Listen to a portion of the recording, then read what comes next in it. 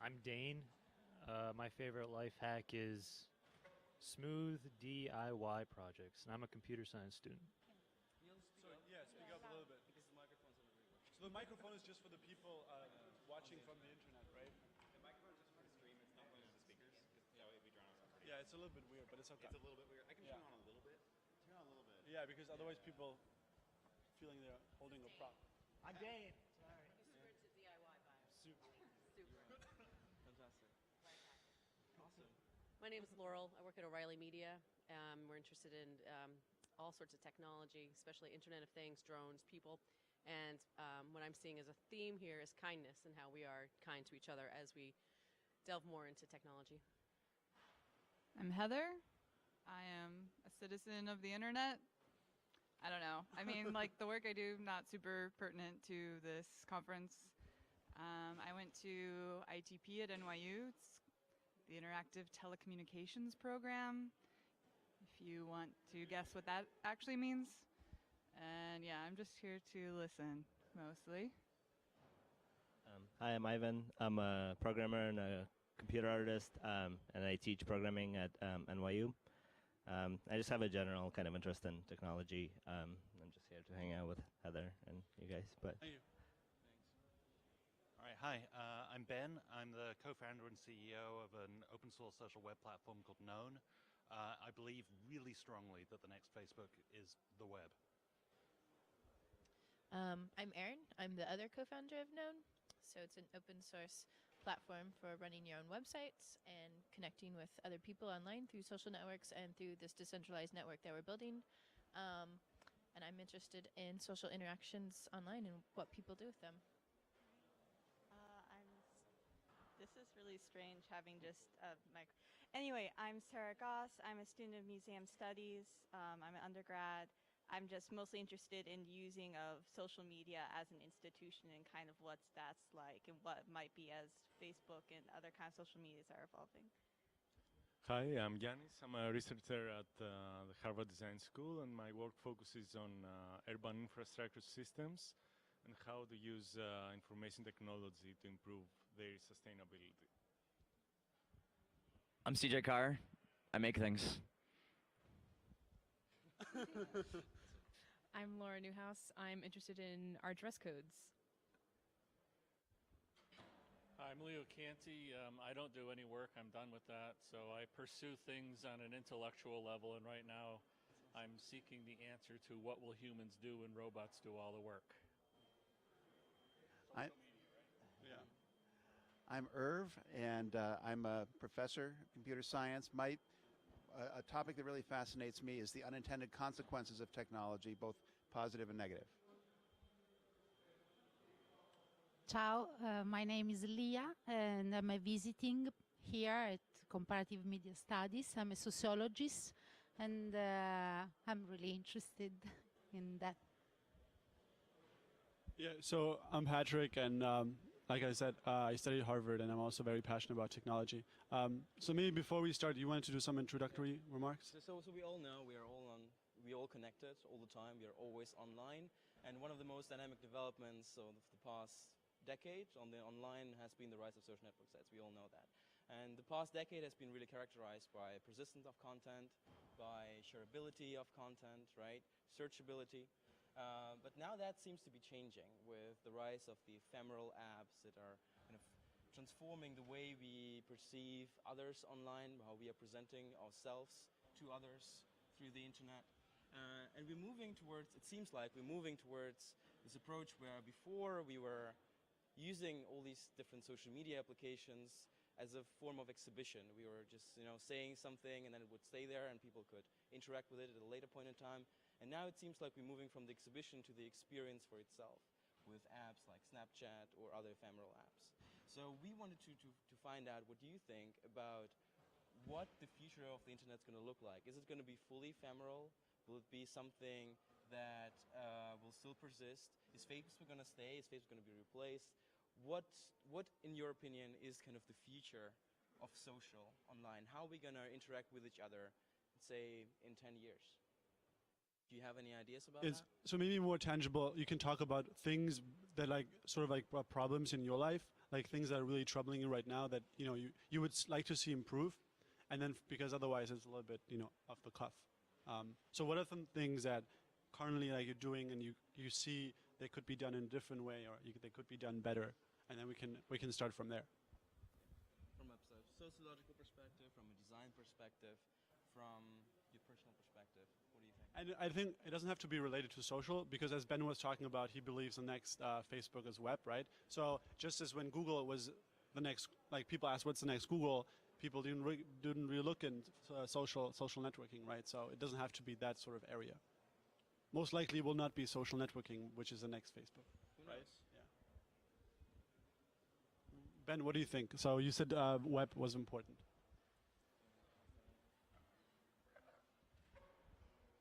So, I mean, I think you can think of the apps that we all use, so Facebook, Snapchat, and so on, really still as proofs of concept. We're really at the beginning of development of these technologies, and I think, the problem that we have right now is we're running, we've gone down this road of taking what have been very small proofs of concept to kind of their logical conclusion, which is, very big, billions of users on these proofs of concept. But because of the way they've been built, a very small number of companies actually own our interactions. And because of that, they actually own the form and content of our interactions as well. Their design decisions actually affect the way we all converse with each other. And so the big change that lots of people, and Tantec has spearheaded a community that has really, is helping to change that. We're going to see technologies that actually empower us to talk to each other as naturally as we would face to face. Where we control the form of our communications. But how do you think that would look like specifically, I think it would. We're talking about sort of cyborgs here. I think it's very personal. I think it isn't a one-size-fits-all kind of mentality. It's actually lots of personal technologies that can talk to each other, that have enough in common that they can actually interact with each other, rather than a one-size-fits-all, we're all using this social wall, we're all using these profiles kind of experience. Do you see any companies doing that right now? There are some projects that are doing it right now. We're trying to do this. There are other projects that are doing this. The indie web community is certainly looking at this kind of thing. Okay. There's certainly projects that are up and coming. We're beginning to see a swing back towards individuality, I think, on the internet. So this is quite interesting. So you're mentioning individuality and kind of a conscious refusal of the existing human platforms, right? And this is what Tandek has been doing as well, right? Saying, I have my own website, I put my content on my own website, and only then link that to Twitter so that people can interact with it. Could you maybe talk kind of more about the philosophy that you have? Sure. So I actually thought your first question about what's going to be in 10 years. What was the question again? Can you repeat the question about 10 years? What is the social internet going to look like in 10 years? Okay. Is it going to be like people having like their own websites? Is it going to be really individual, or what do you think about it? So, how many of you had pagers or ever had a pager? Anybody? Some people? Okay, a few of you. How many of you have pagers today? None of you. Okay. So here's my prediction. I'll start with this. At the beginning of the year, I gave up a phone number. I don't have a phone number anymore. I just use this device. You can call it a phone. It kind of vaguely gives you that kind of functionality. In 10 years, I predict all of you will have your own site. You'll just call it a site. Like I have a site, and it'll be tied to one or more of your devices. That'll just work, seamlessly pair with each other. Some of you will probably still have phones to sort of talk to the old world. And in 20 years, none of you will have phones, just like today, none of you have pagers or fax machines. And all you will have is you'll have a site. You'll buy a device. You'll pay some provider for site service. And that's how you'll interact with everyone. You'll sign into things with your site. It'll just be a thing that everyone just has a site. Just like today, everyone has a cell. And it's one of those like obvious, profound changes. It's gonna happen and flip so fast that people will be like, well, of course that was gonna happen. Why didn't we all see it coming? And some of us are actively working to make that happen as fast as possible. Can you talk a little bit about your own work and how you're trying to make that happen? Okay, just really briefly. In 2009, I got very frustrated with Twitter. So essentially, I built a clone for publishing short text notes on my own site. And from then on, I decided, starting with 2010, January 1st, I would no longer post content first on Twitter. So since then, every tweet that you see from @T got posted to Tontic.com, copied to Twitter, and then from there, Twitter copied it to Facebook. I also don't post natively on Facebook either. Last year, because my parents started calling me on FaceTime instead of on the phone, I decided, oh, well, let me see if I can just use my iPod and not my cell phone, which I'll leave in my backpack. And so then this year I stopped using that. So like phone number as identity is one of those things that will also go away, I predict. Because we're going to try all these things and make it much easier for people to do. So speaking of identity, are you seeing that a site identifier will be much easier to actually identify who people are versus a social security number or a telephone number? Like John Smith, right? He's kind of screwed if he has johnsmith.com. So he has to somehow have a very unique identifier, but then also we use identity to confirm so many things, include purchases, you know, important real life scenarios. So what does the site kind of, is it a number? Is it always still going to be a number? Well, do you know your own phone number, right? Do you know all your credit card numbers? No. Do you know your IP address? No. So the same thing will be true. I see what you're saying. Yeah. So one number for all the things. Well, it won't be a number. Oh, It'll just be yeah. your name or A your name. site that you've chosen by whatever name. Like phone numbers are no better than IP addresses. Yeah. It's kind of ridiculous. It's just as ridiculous to remember a phone number as it is to remember an IP address. Yeah, It interesting. makes no sense. Right. And this actually brings us to a really interesting point about identity and what it means online, right? Because we are given a name. There is a wallet name, as we call it, right? Something that's on your ID, something that's on your credit card. But online, if you come to create your own site, you can choose the name you want to be identified with, right? So what do you think about kind of the real name web? What do you think about the implications of choosing your own name and having the freedom of, you know, choosing an identity marker that will be there potentially forever online? Have you seen the movie Her? Her? And there was also, sorry for my English, I just came from Italy.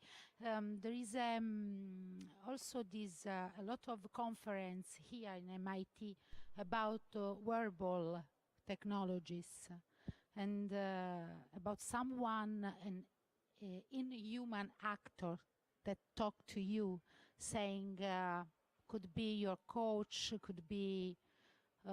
So I think that it's, of course, an old question. The philosopher Bruno Latour talk about reassembling the social, to think the social as an interaction between human and non-human actors. And also you can have this kind of identity that come out from the interaction with this non-human.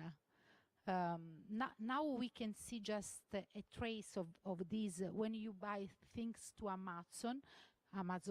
After Amazon tell you who are you, like you can be interested in this and that, and there is a kind of memory of you there that is also a construction, a dynamic construction of your identity. So if I think an interactive world in the future, I think a kind of, mixed talking about yourself also.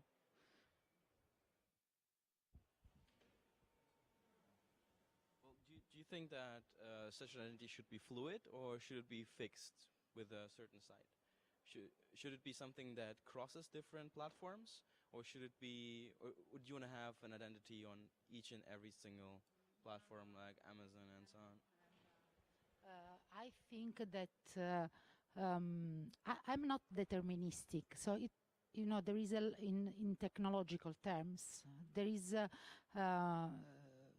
a cultural change first that meet a technology, and I think that it will be really fluid. But we maybe there is no at the moment a technology that you can, for example, yesterday, I don't know, there was an interesting conference on news, how we, how we stay all the time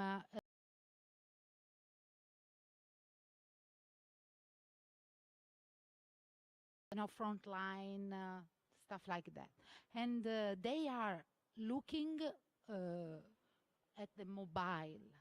The mobile, it will be the future. But now there is no a technology that support this because of a technological problem. But I think everything will be converged in one platform that is really.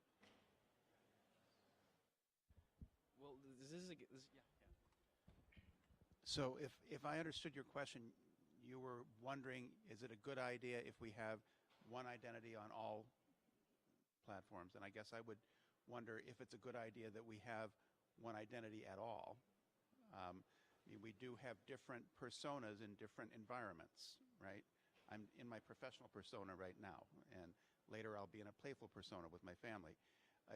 Should it be that all those personas should be merged into one, or should they be separated?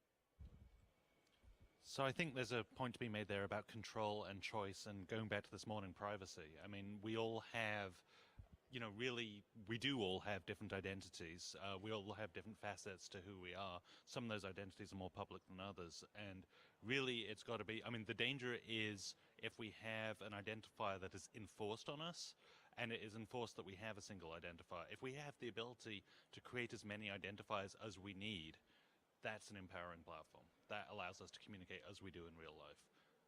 And there's a real difference there. And I think that's something that the existing social platforms really struggle with. And partially because they don't have a broad awareness because of their sort of composition of the different kinds of identities and the different kinds of struggles that people can actually have.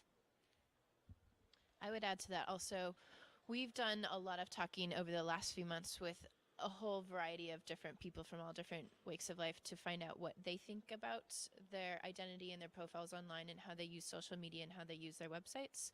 And there are definitely people out there who have in their mind a sort of singular online identity, and they maintain that across their various social profiles and different websites that they participate in.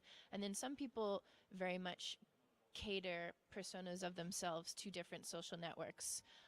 And a lot of times it comes down to the audience and the community on those social networks. And some people have said it's easier if they understand the audience or the community on that social network. It's easier for them to understand who they're communicating with, and then they tailor that persona, that part of themselves and their communications to that audience or that community. And if they join a new social network or a new group of people where they don't have a clear understanding of who those people are, it's harder for them to interact because they're not really sure, like, what part of me am I showcasing?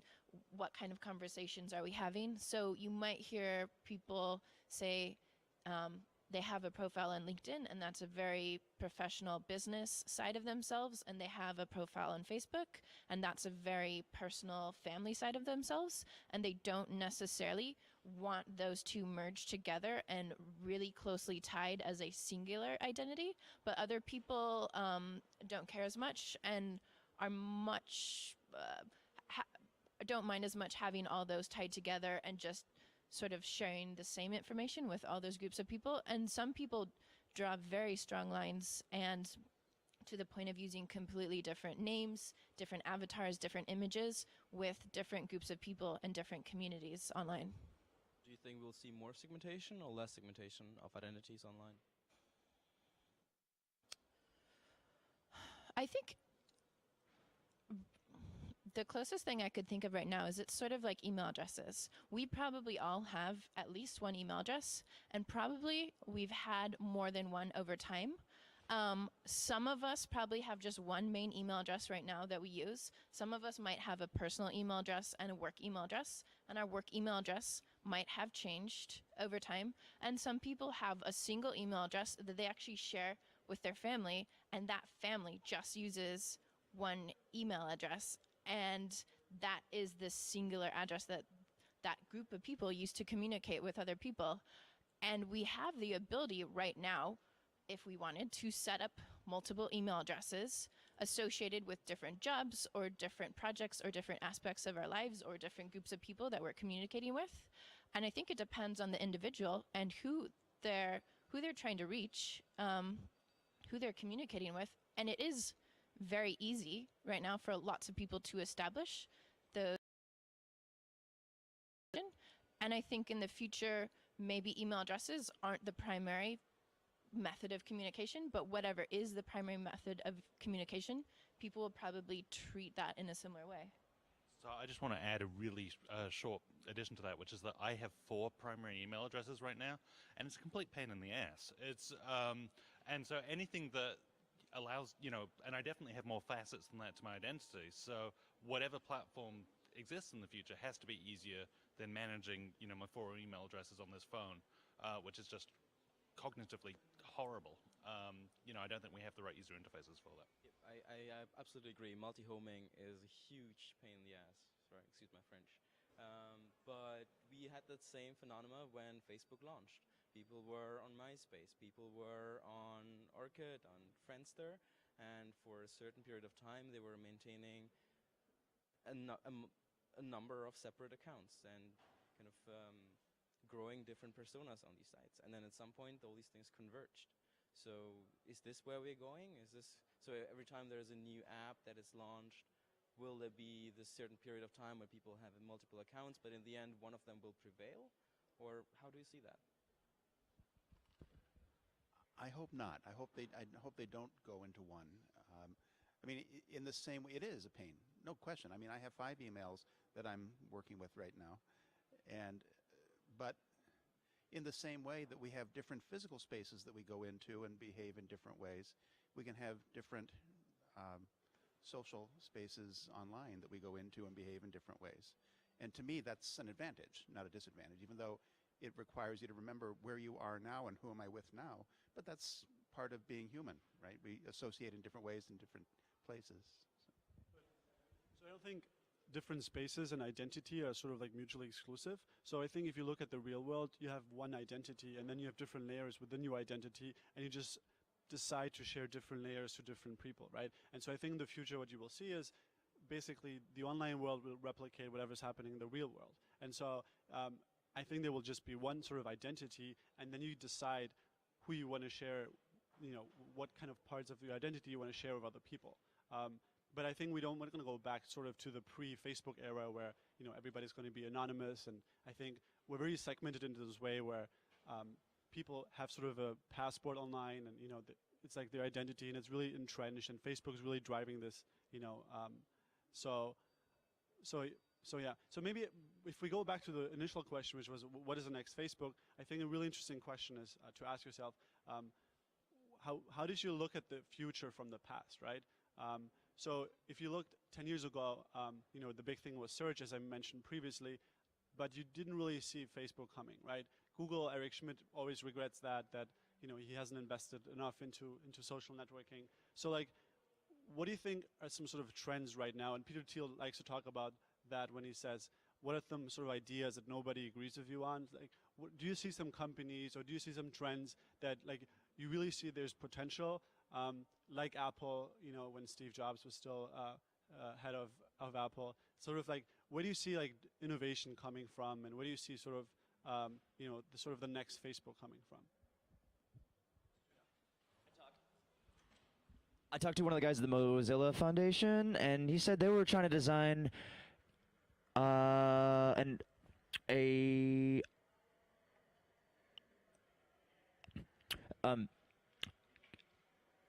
internet identity and at the user agent level. Can you elaborate on that a little bit? So what does that mean? So your browser is the identity, which if apps want to grab content from you, you as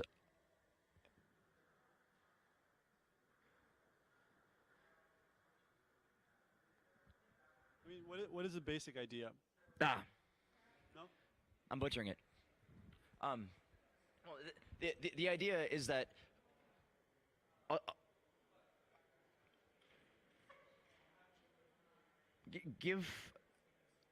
we want to give the individual more control over their identity and what kind of information they give out. So is that sort of like what Facebook is doing with giving people more transparency over their own data? Is that what you're talking about? No. No. Yeah, I don't. Look it up. For a long time, we've seen this development that companies like the Mozilla Foundation or even Google Chrome started to introduce this new layer of control that is between you, the user, and the operating system that would provide an identity layer for the people to kind of browse the internet, to save all their passwords, to be kind of the real you that then exhibits different facets of the self to different sites online. So is this what we were talking about, that the browser is going to be kind of this identity layer that's going to be vital for the next social thing online? Yes. Okay. Are there any other ideas? Well, I was going to say, I think that's fair because a lot of startups now use your social sign-in as your identity because they want you to tie you to some of their platforms so they can get as much data about you as possible. And so whenever I see these, I always use my personal, an email, because that's we're kind of used to in this world having a fake account and a real account. So if you tie like things you're just trying once or twice to your fake account, you don't have a lot vested there. But when you're trying something new for the first time and tying it to your real identity, people don't want to do that. And I think startups forget that, and because they need the analytics and want the analytics. So they want to know who you are exactly right off the bat. But those of us who've been around for a while don't want to give up our information so easily. And so I think that's one of the things that's unpopular, is like untie everything from social sign-in. I'm tired of it. Like those buttons don't work for the user. They only work for the person creating the startup.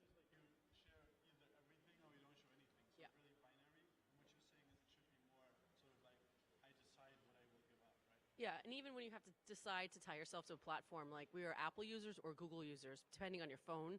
There's a small handful of Microsoft users as well. But I decided a long time ago, I am a Google user, so I will use the Android phone because it ties into my email, it ties into everything that I do. And it's very hard to then separate yourself on different devices with these different methods. Identity is something that companies need to basically get the trust from the customer over time. It's not something they can just get from the beginning. Right, trust from the customer over time, absolutely.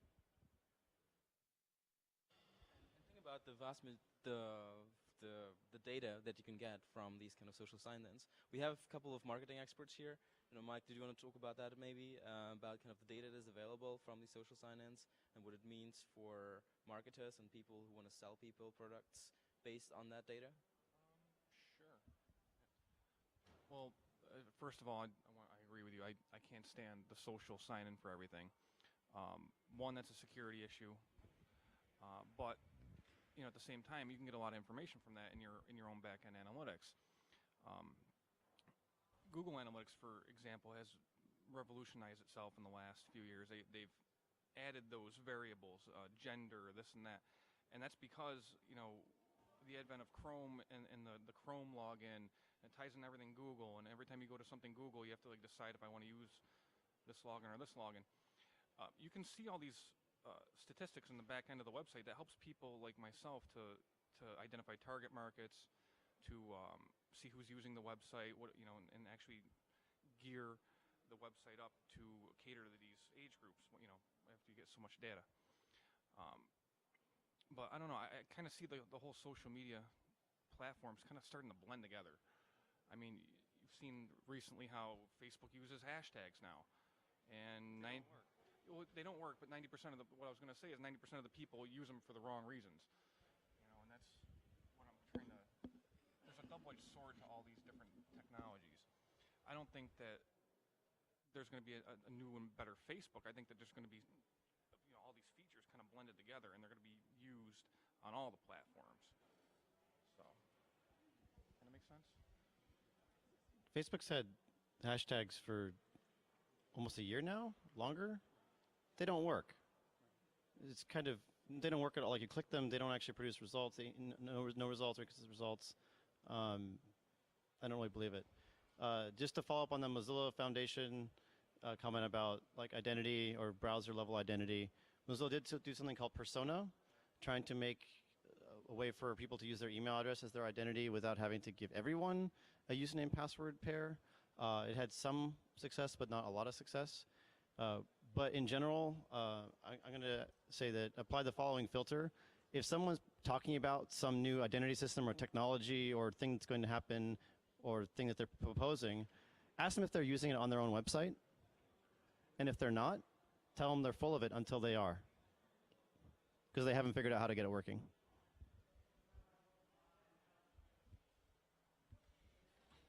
Sorry, I feel like I've been talking a lot, but I think there's a couple of things to say. I mean, the first is we were just conferring because so Erin's a user experience expert, and she just confirmed to me that native logins, i.e. the ones that don't use social logins, actually have better conversions unless you're actually deeply tying into the network, and there's a real reason for you to log in with Twitter or whatever you're logging in with. So the reasons to get that data, I think there's a lot of disinformation. There was actually a post this week, I guess, by Dustin Curtis, the creator of Subtle, who was talking about how really you need to gather all this information about your users in order to build better products, and do it surreptitiously.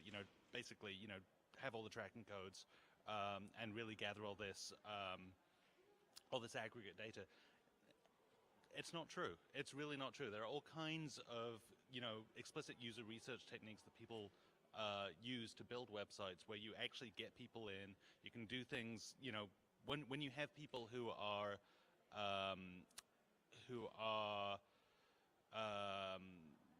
consenting to be part of user research.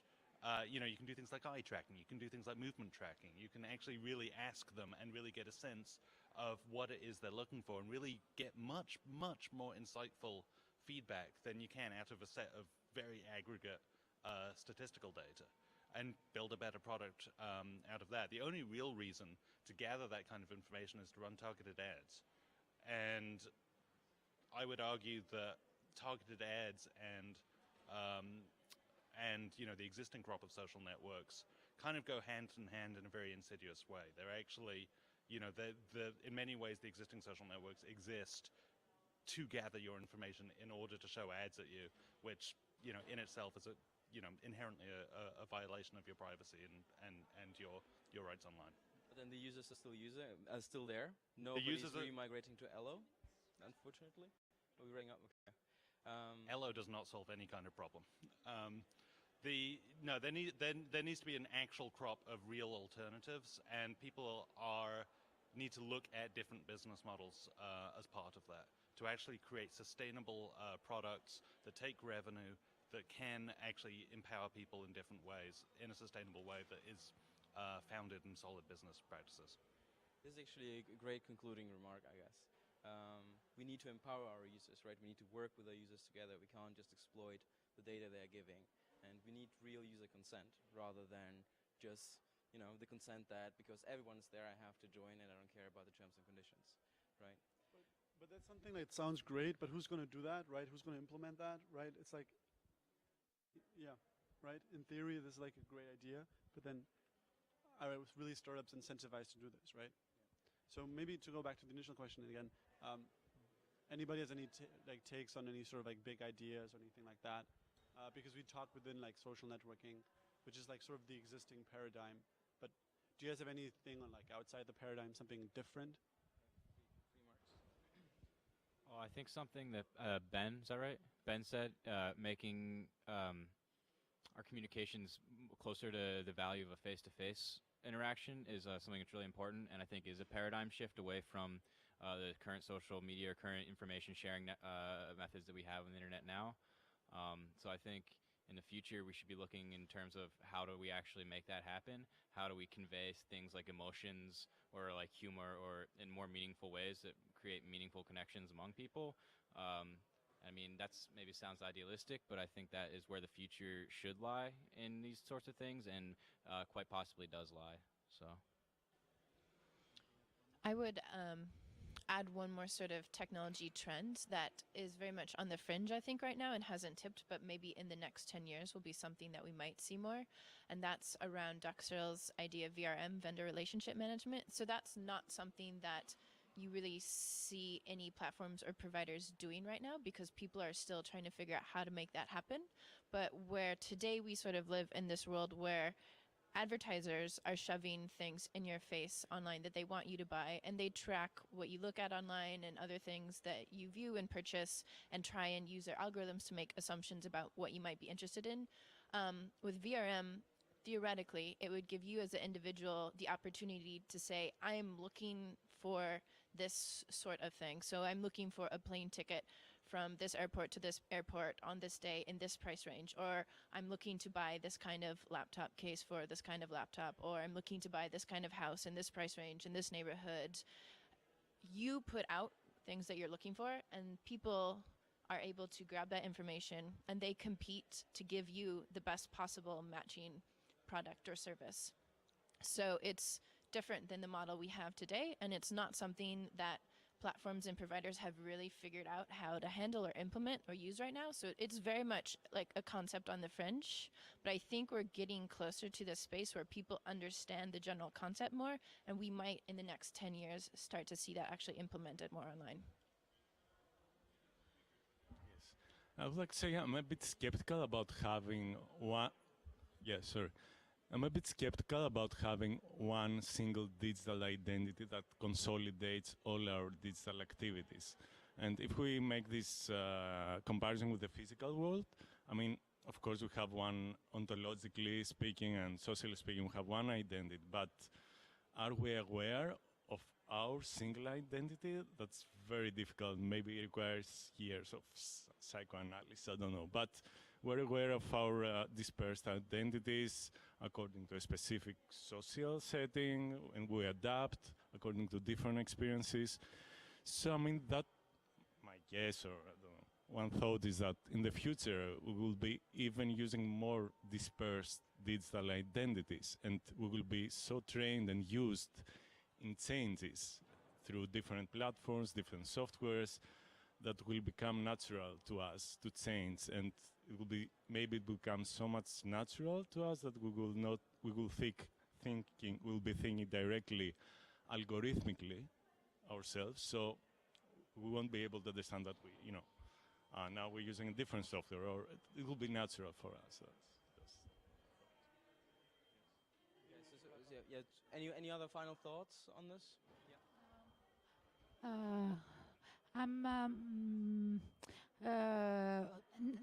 This big change that we are into is considered market driven, but I think that there is I can feel some this kind of resisting data, of obfuscating data, and maybe there is I heard about a software named Track Me Now that is maybe there is a kind of it will be a kind of individual empowerment in that, but I don't know how. Thank you. So if you want to continue the conversation, we touched upon a lot of really interesting topics. We talked about empowerment, we talked about different identities, we talked about people-centric advertising, where people would say what they actually want. We talked about kind of the data approach, what advertisers are seeking from these new social network sites. So these are great ideas. We talked about more emotions, more genuine conversations. If you want to kind of keep up this dialogue, we are always available at Patrick Daniel at Slava CM, so you can always reach us. Thank you so much for all the input. Thank you so much for all the insights. It was a great session. Thank you.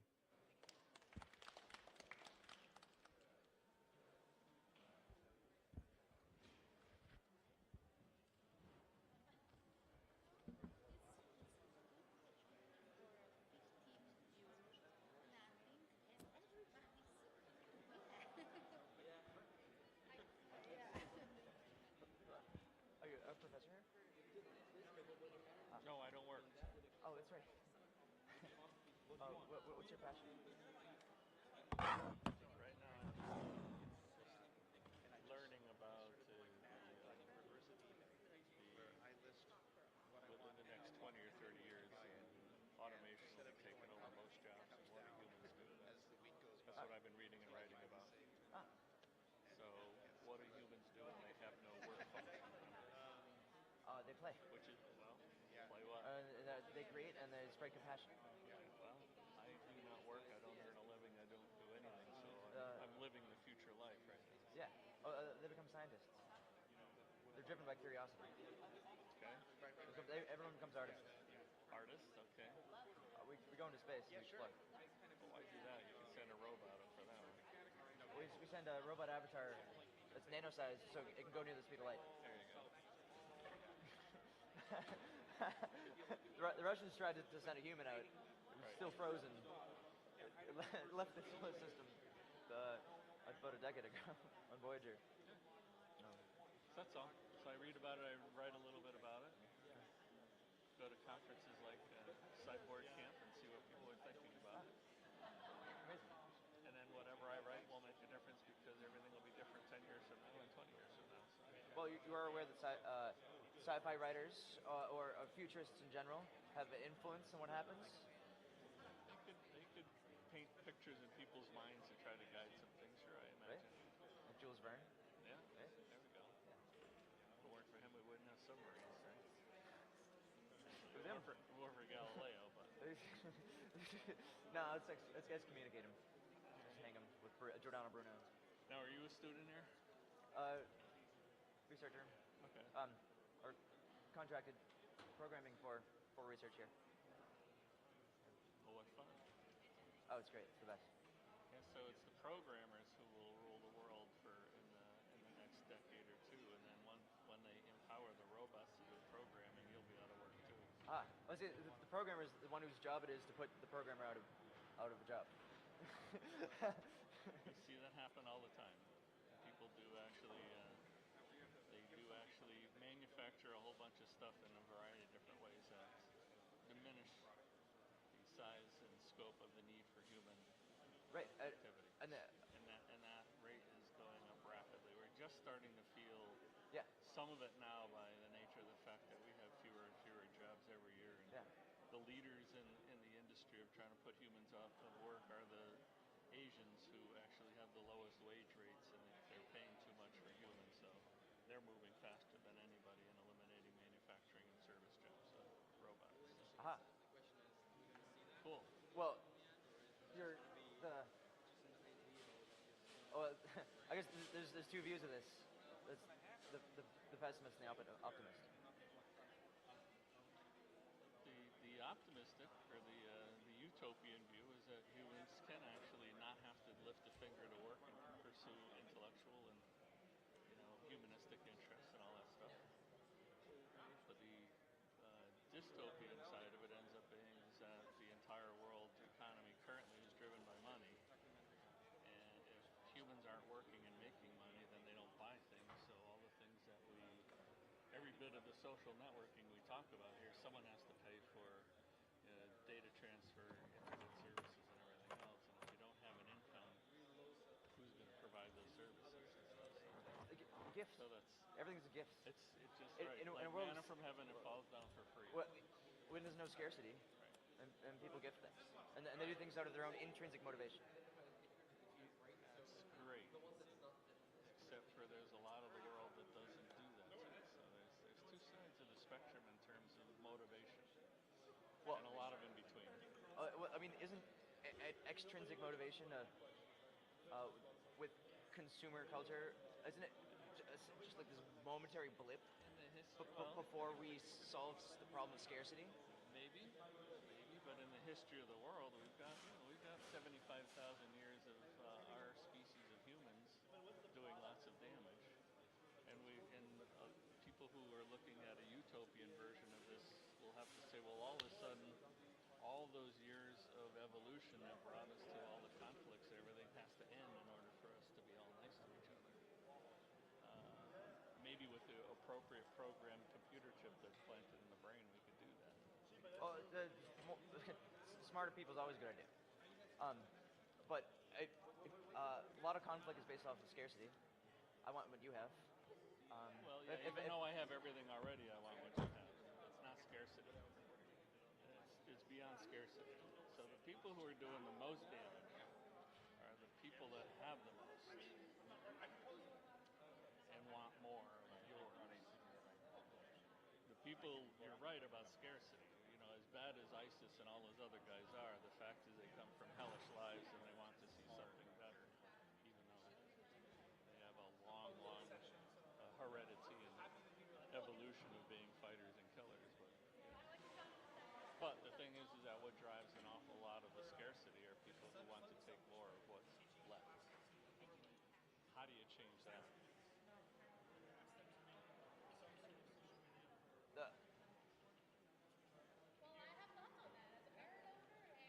I mean, even Bill Gates, who has more money than God,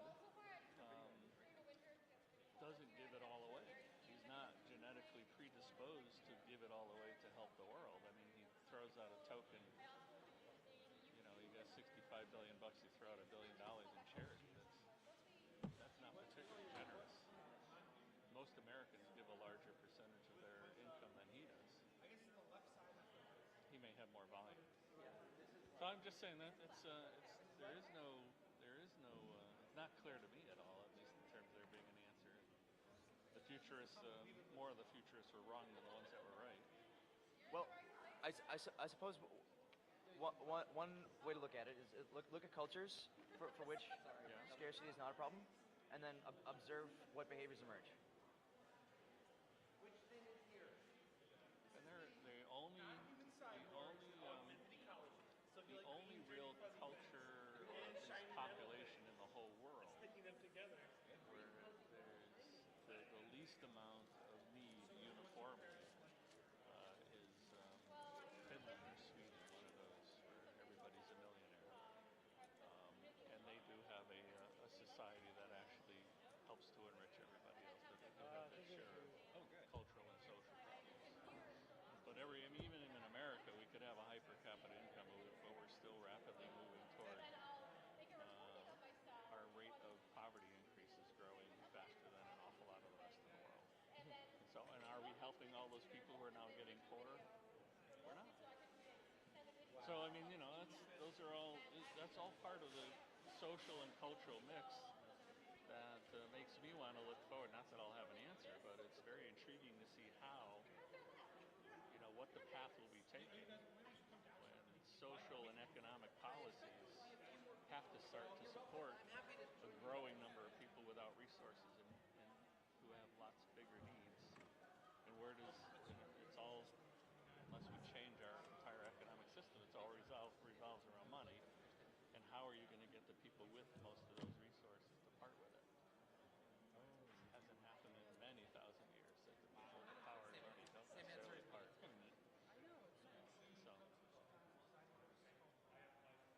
programmers, get to work. Get the program that will solve that problem. Make sure those brain implants have the right circuits in them so that people actually become more charitable than greedy.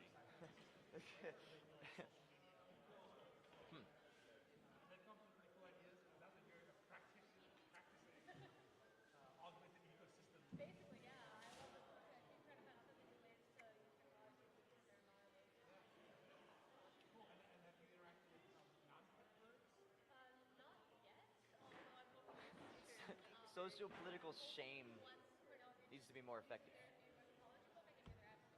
Doesn't work now. No, it doesn't work. We can insult all the rich guys all we want. They just say, you know. Yeah, I'm too powerful. Whatever. Yeah, right. You want to get at me, you got to get around all my bodyguards and all these weapons that nobody knows that I have. You know, they're very well protected and insulated. So it's curious.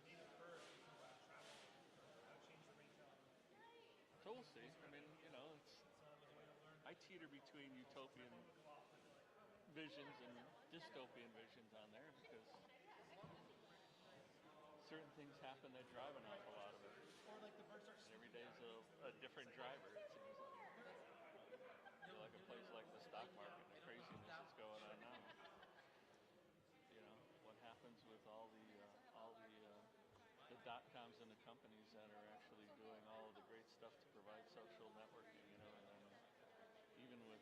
talk about Facebook and all those other guys.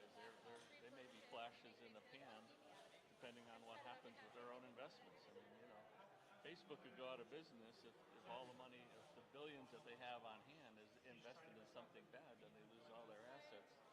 When they tank, what happens then? So there's a lot more drivers than just desire and intellect on a lot of these things. Not worried at all. If any, so one social company falls. Servers are cheap. In the early days, everyone had like email servers. Hey guys, can you stick around for the next session? What was this? I don't remember. I don't even. Oh yeah. We're going to start soon. So. All right. Decentralized open source software. Yeah, but you still need to have a network to transmit it on. The internet. Yeah. Who owns the internet? Comcast. Oh no, Comcast. AT&T. Those are tier 3. I'm just saying. There's. Well, in Boston on Summer Street is a building that with the line from. Exactly, but how many people have access to it? Not the whole world. No, it's like AT&T, Comcast, a handful Cox. of people. So the session is starting. Oh. You guys can load them up today, but. You'll have to Great sit talking. here. We have to look like a crowd. Yeah, or you just have to sit there. Cool. So the way the sessions work if you're here is the microphones are on, but they're not on in the room. Okay. So if you're talking, you should use one. Oh, okay. So that the internet can hear you. And if it's this small of a group, we can. And you did all the .com stuff we saw earlier, right? What? You did all the sort of ambient computing stuff we saw. Oh yeah, yeah. Are you hanging out here? Yeah, I'm doing the cameras. So, Do you need to actually do the cameras, or can you hang out in the circle with us? I do need to do the cameras. Sadness. But you come closer, I could like. Then let's come closer. The house came with chickens, an empty beehive, and the entire yard is a garden. So there are grapes and This is a great migration. peaches and several varieties of apples and strawberries and a bunch of salvias. The great share and migration. some citrus. And apparently we got the house because of the letter that my wife wrote to the seller talking about how excited we were about that. We met her and she said her biggest fear had been that someone was going to put in a lawn. So yeah, all sorts of things to learn about taking care of chickens. We got the basics. They're being fed, they're being watered, they're being looked after, but Nice. spinning up as quickly as we can. Yeah. But so, connected beehives. Yeah, and the microcontrollers and sort of hardware, they've sort of established these kits that other people can, build on and think about. So I think it's like temperature and humidity and motion sensors, how many bees are coming in and out, like those kinds of goals. But especially urban beehives, they're really interested in bees as a sort of extended sensor network about environmental conditions. And so you gotta have that secondary effect. Yeah. Do you remember the names? Like Madrid and Barcelona. Yeah, Spain's pretty active. Because even before you had sensors, the honey's already acting as a sensor of the air quality. If you're finding like a lot of particulate matter in the honey, it's probably not great. We haven't officially started yet, I guess, because we're live streaming. So you can unofficially. Yeah, you guys are on. Oh, it's official. That chair is available if you want to take that one. This is the rule. The one extra. One extra. There are a bunch extra actually right around us. But anyway, There's plenty of chairs. it's all good. You can be wherever you want to. Just check it. Hello, Internet. So who suggested this topic? Cool topic.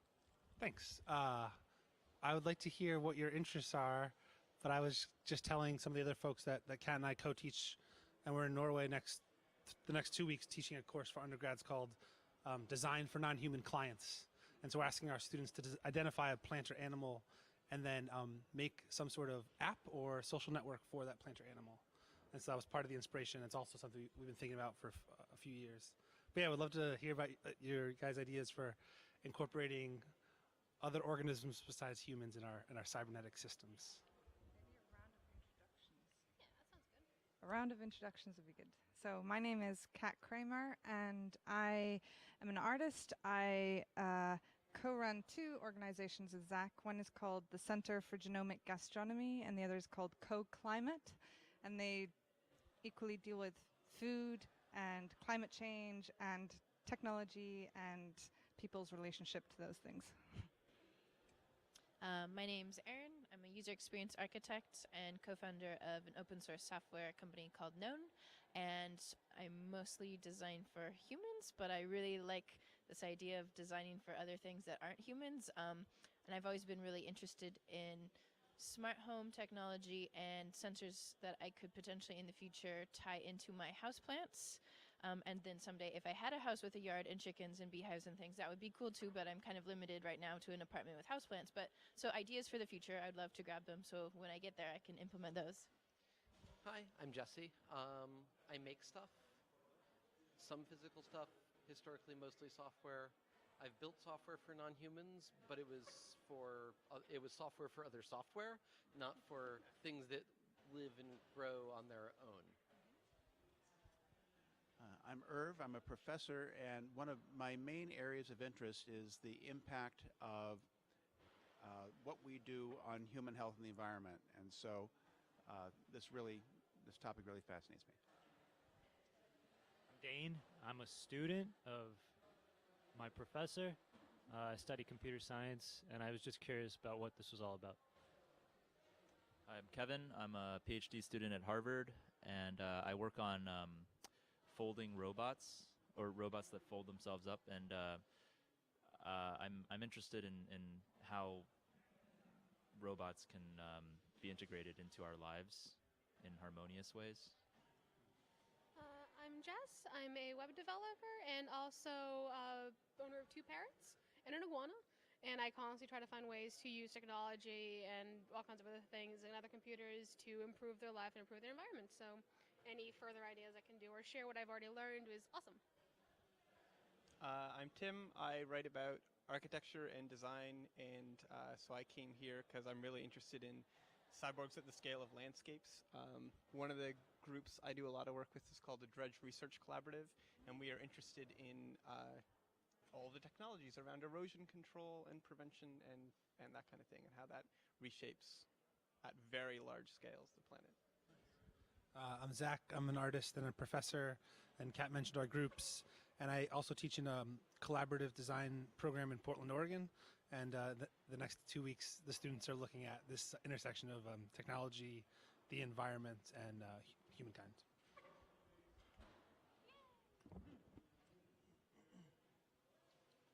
So I think it might be interesting if people have maybe some examples they've seen of prototyped or imagined projects that they're really inspired by. I know that we have definitely a hardware hacker actually making stuff for pets. But one of the things that got me thinking about this a long time ago now is the Center for Tactical Magic. It's a really interesting art group. Made a piece in the 90s where they proposed to put volume sensors in old growth forests. And if the old growth forests were logged, the insects that are displaced get really noisy, and the volume sensors would fire rockets at loggers. And it's really an absurdist, crazy idea, but I was really inspired by that notion of arming non-humans with a technological system. Not because I actually want anyone to have more armament at all, but just as a sort of provocation. And so that's one of the things that got me really interested in this topic. Like, was that 8 or years ago now? So that was some Center for Tactical Magic. That's one of their proposals. My main focus with my birds, at least, and my iguana, is trying to basically just create an optimal and comfortable environment. Sort of trying to do, I know with Boston it gets really cold in the winter, and occasionally we have even lost heat sometimes due to oil issues and lots of roommates. So I sort of ended up using a combination of various heating utilities, heated perches, heating panels, to create a bird-safe sort of heated environment for them. So, they're always comfortable that way. I've utilized various things via YouTube and internet radio to help keep them entertained during the day while I'm at work or circus, so there's always something going on. And as I mentioned briefly earlier, when I was on vacation one time, I also have them set up on a online stream so I can check on them, see how they're doing. And if I noticed that they were getting very anxious, noisy, and upset, I actually recorded a video of myself on my laptop, sending calming words, upload it to YouTube, remote it into my home machine from vacation, played the YouTube video for them, and was able to sort of interact with them that way and calm them down and keep them happy. And anything I can really do to help sort of improve their environment and give them more fun, more entertainment, and more comfort is really what I'm trying to do. So I have a question, and this is the question that occurred to me when I first saw the topic, and then when you were talking about what you were talking about just now. Do you think it's possible to design for the environment without anthropomorphizing? Because I don't know that a tree wants to be protected from a logger. Maybe it does. But how do we know that? And is it somewhat presumptuous of us to think that it does? I think it's such a hard question in this space. One of the techniques we've been using in our classes is letting students do that first and foremost. It's like okay to try that as a technique if they're not really disrupting the non-human. We use a lot of the metaphors of client relationships. So we have students go out and find a non-human, eat lunch with it, understand its nutrient cycle and its waste stream. But another way in is if we can never know what a non-human wants or needs as humans, what do we need in relation to that? So we use ecosystem services as one way of relating to non-humans to understand the services that they might provide for humankind. And then since we want those, to give them things that make those better for us. But this is like a big deep ecology question, right? Like how do we get beyond these anthropomorphic things? Yeah, I think another thing that's interesting is a term we've been throwing around a little bit, planetary sculpture. And so, you know, humans are just for our sheer size and number, we are sculpting the planet, but kind of unconsciously. And so the idea is, well, what if we were a little bit more thoughtful about the things that we do to change the planet? And so by opening up this idea of designing for non-humans, it's not necessarily negating the human, it's including that in the space, but being a bit more considerate of everything else as well. So taking into consideration ant or actor network theory and how every actant has an effect on everything else, and yeah. Idea just comes to mind just randomly as far as, you know, designing consciously for the world around us. First thing that comes to mind is home design, and I know a lot of homes, at least in the Austin-Brighton area, will have issues with birds finding little holes to nest into or roost into, and oftentimes landlords have to find a way to basically kick the guys out, which isn't cool. Birds are nice. They get rid of bugs and all other important things in the environment that I could go into, but I won't right now. But, you know, homes designed specifically to have areas for, you know, other animals in the area, squirrels, birds, too. We know that they're going to be living in here. We'll design it specifically, maybe get some use out of it, use some of what they produce as fertilizer for local plant and wildlife that then we can use and work from that, and sort of designing a housing system that, rather than try to block all this out, incorporates it into a more intelligent arrangement. It'd be really cool. I just thought of something sort of along the lines of our built urban environment and not necessarily considering the environment that we put things in. A friend of mine who is an architect and very environmentally conscious was tracking on the street where he lived for a while.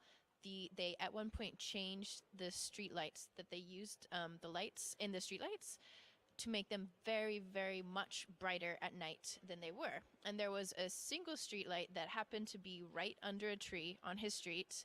And he noticed after they made the switch in the light bulbs or whatever they did there to really increase the brightness at night, that tree and the spot that was all around that light post, all of the leaves very quickly died. And that whole part of the tree died right there because it was so bright at night after they switched out the light bulb that the tree just couldn't cope with that anymore. And he was very distressed about that. And I thought that was really interesting because that's not something that occurs to me that often, but you could definitely see how we change the technology in something like a streetlight, and it has an immediate effect on the vegetation right around it.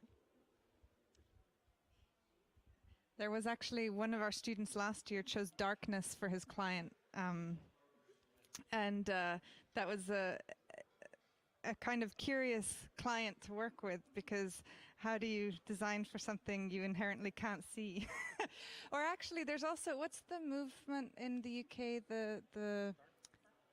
I think, yeah, I can't remember the specific name, but there is an organization that's encouraging darkness, and they have actually created sort of national parks, dark zones, so that you can see the stars, and yeah, there's sort of a bit of a movement on that front as well. So would you consider, for example, terraforming Mars as an example of what we're talking about here, totally changing an environment which right now is arguably pretty dead, but sending technology out to completely change the surface of a planet? Would that be a client? Would Mars be a client? Yeah, I mean, it seems like we've sort of like, I think, Case's introductory talk looked back and said, in some ways we've always been cyborgs, right? Any technology or tools, in some ways we've always been terraforming. Like the part of like the human ecology idea is that we're animals within this system with other animals and organisms, and so before we even go to Mars, maybe a way of thinking about it is we already have these augmented ecosystems that we exist within, like the light, and that we already had this tech that was affecting light. It was only when it really affected it and killed it that we were more conscious of it. So yeah.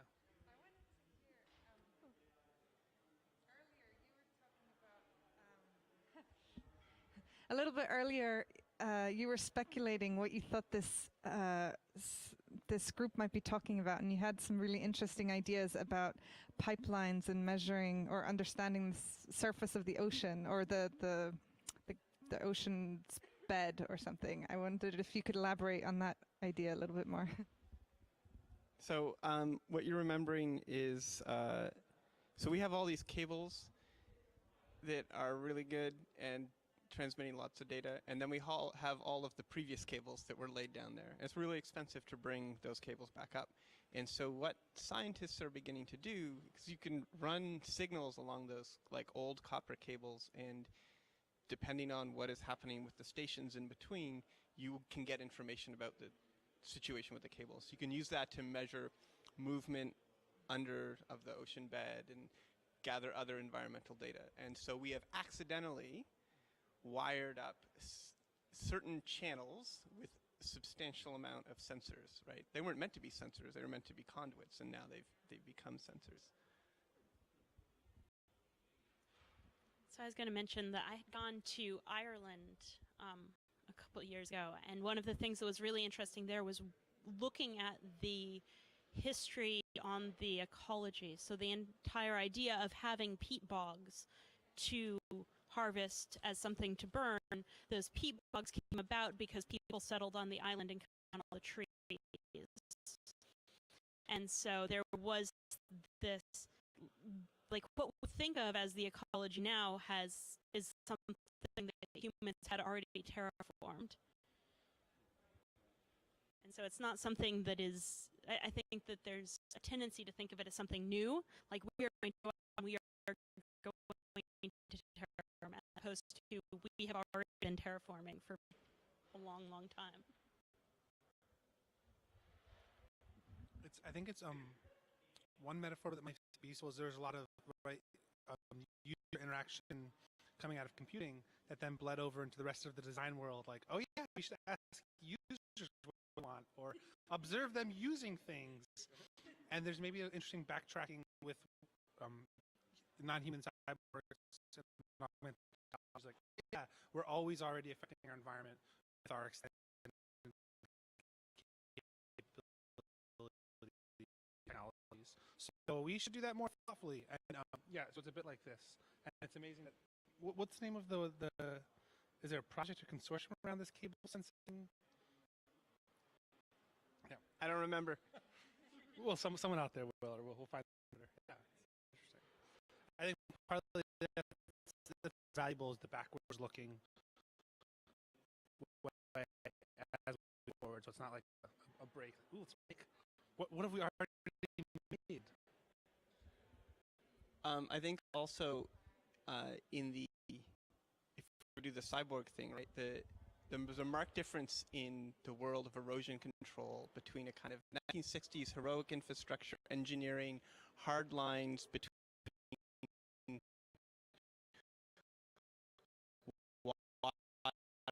planned, like armored, put down concrete sort of approaches, and beginnings of new approaches that deal with and enhance feedback loops, right? That recognize that feedback loops exist. And so one famous project in the Netherlands, by the way, if you're like at all into erosion, like in a country that is largely under sea water, is a really good country to look at. So they did a thing called a sand engine, where like, so here's the problem with sand and beaches is that you put the sand there and it probably doesn't want to be there, and so then it gets eroded away. And so the current technology largely means you just truck out more sand. What they did instead is they did a bunch of math, a way to put a sandbar that's sort of a very odd shape, such that when currents hit, it would redistribute the sand along the shore and would require them to do the replenishment far less often, right? And so they designed a system that for a certain period of time worked with entropy instead of trying to hold entropy off.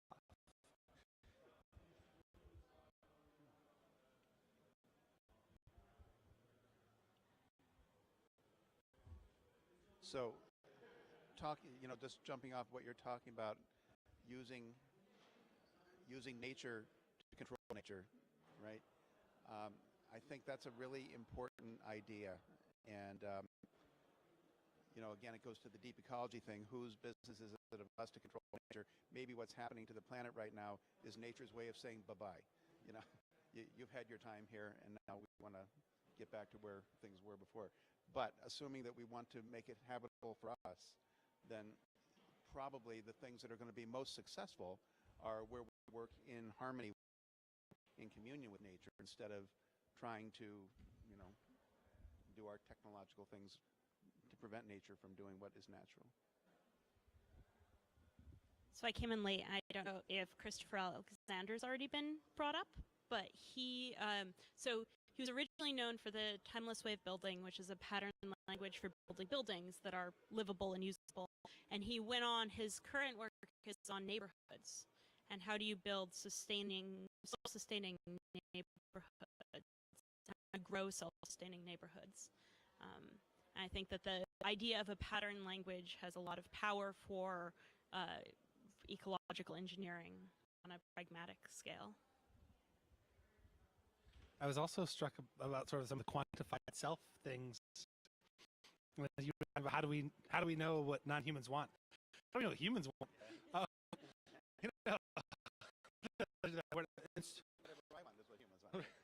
So I don't like tech first.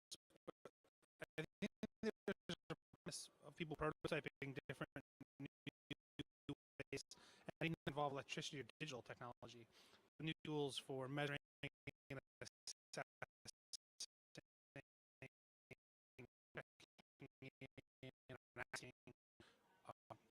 organisms and things other than human, kind of what they want or how they're doing, or the anthropomorphizing thing's tough. There's really specific ways in like environmental engineering to measure things and ask for, is this going to be successful or not based on our needs? And I think actually, as an artist, we're excited about those messy metaphors. Like I think it's totally great to like make some tool that asks the plants how you feel. And we have lots of plants that tweet, sharks that have RFID on them. So there's examples of like really in-your-face augmented organisms all over the planet. I think also anthropomorphizing is a good empathy building mechanism, whereas you wouldn't necessarily consider it at all beforehand.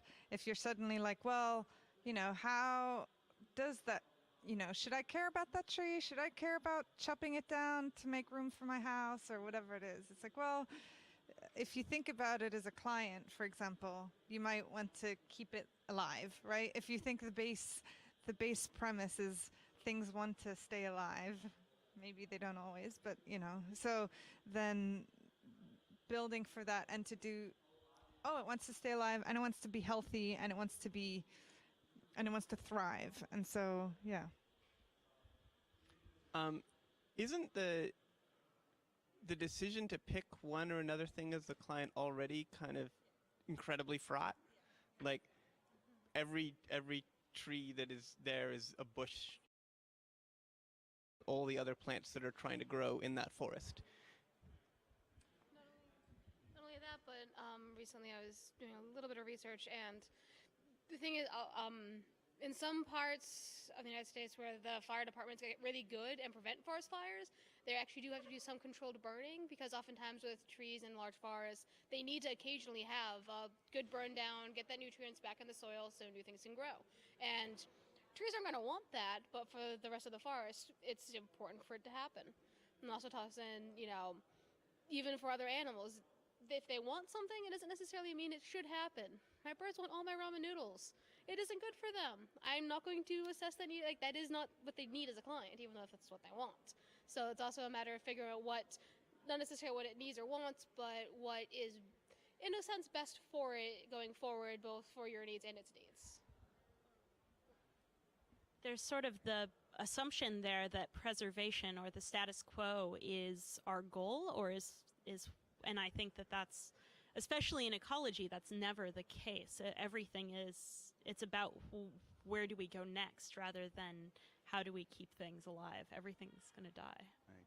So I happen to know a bit about some transformations that have happened in the field of chemistry in the past 15 years, where a term called green chemistry has emerged, which is based on some people sitting around and coming up with so-called 12 principles of green chemistry, 12 concepts that if you really care about doing chemistry in ways that are safer for human health and the environment, you will respect these 12 concepts. And I think maybe something like that would be a good outcome from the folks that are thinking about this. What would the 8 or the 12 or the 16 principles of designing for non-human organisms be? I mean, I think the point is well taken, right? The second you start designing, you're including and excluding certain things. That's the difference between academia and intervening in the world. I think, right, and that's not a critique. There are places, but what these kinds of lenses might add is just making those decisions at different scales with more consideration, and like focusing on an organism or a species mix or a landscape. Really, you need to take those all into consideration. But partly, I think, in design, because if you were going to do a full systems analysis, there's rarely time or money for that. Having some really well thought out heuristics or rules of thumb, like you're talking about, could be really helpful, because so often when we talk to like industrial design students or students who want to make stuff, even just talk about end of life issues with their materials, is not considered. So bringing in some other clients that have a say that aren't just the company could be quite interesting to have that voice at the table. You're always excluding things the second you start being like this and not this.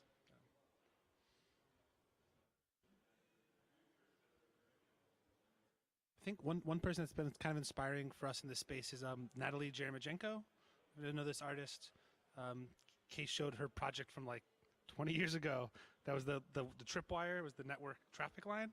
But in the last sort of 10 years, she's transitioned to doing stuff called the Environmental Health Clinic, and sort of building biotechnologies that connect humans and other organisms. And so I know one of her projects was in the Hudson River with fish and sort of visualizing, right, their patterns, but also creating these gummy worms that could be humans could eat or the fish could eat that had chelating agents that process the mercury. So a food for both organisms that you could sort of share amongst each other. That was a super low-tech solution, and there was this kind of fancy high-tech blinky light thing.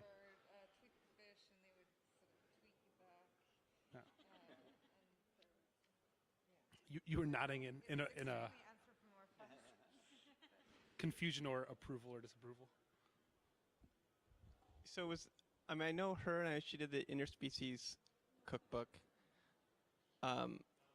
Was she in collaboration? Because there's also an architecture firm called The Living in New York, who also did a thing with the Hudson River and fish, and I'm trying to remember if that was the same thing or if they each. And it was like, so their thing was like they made a floating grid, and when there were fish coming by, lights would turn on, so you could have a sense that there are fish at all, because there's a lot of misunderstanding in New York about how poisoned or unpoisoned the the Hudson is. It's things are pretty okay now. They also did one in Korea. They made a like mini map of the city, and then they put sensors in all the different parts of the city to see how badly the air was polluted, and then the map would glow, and so they fool around with these kind of, the idea of the feedback loop being about making it consciously, making invisible systems or actors visible to people in a kind of playful, cartoonish, fun art way. So I'm curious, what are some of the things that your students have done in the past that really blew you away? We only did the class once. Well, we've done it with graduate students in Portland as well.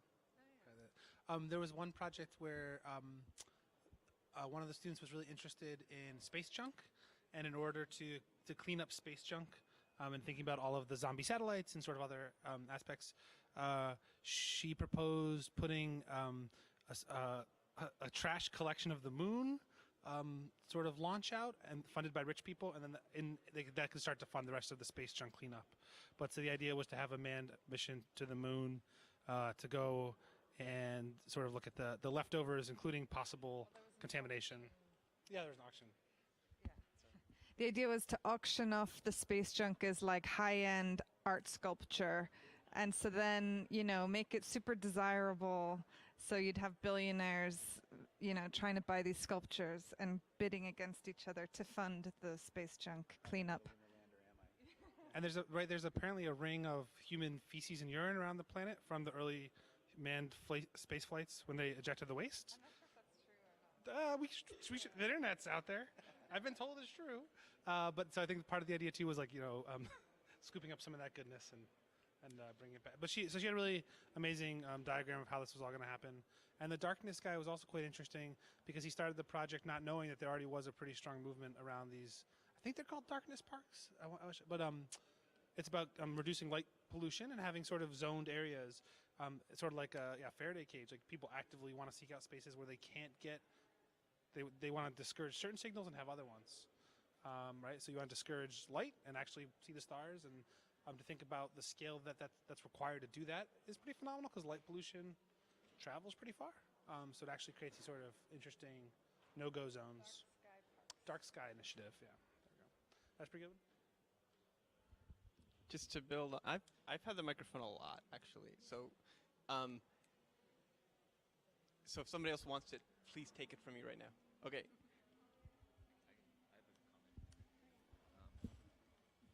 So I think whenever I think this conversation, if I'm interpreting it correctly, it's trying to understand the world around us better. Is that the point of enabling non-human things to have something that we can understand? So to me, this is an effort to be to enjoy our world more. That's what I'm really seeing it as just being, you know, in the world, very like Zen, you know, kind of idea. I think that's really what I'm getting out of this. Well, that's not really us enjoying the world, but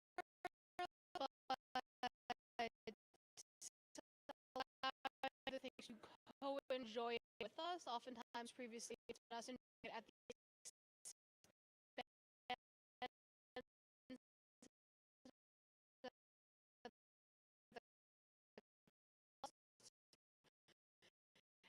and we've been augmenting ourselves for a while, not even just directly, but with tools.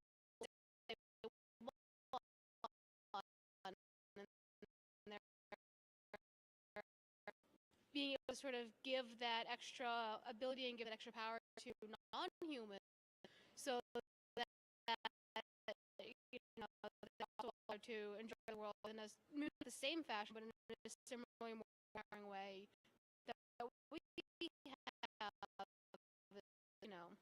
also part of the goals. I'm guessing. Okay. So, again, I don't know if it was mentioned before, but the Companion Animal Manifesto is amazing and also by Donna Haraway. And it sounds like it would be like one of those things from academic feminism, but it really isn't. It's amazing and great. The Companion Animal Manifesto about our relationship with domestic and domesticated animals in really cool and fun ways and my poor cat now has the made laser pointer and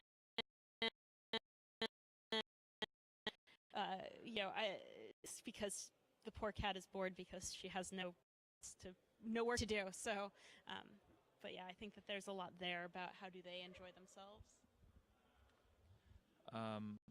I think domesticated pets and animals aside, I think a lot of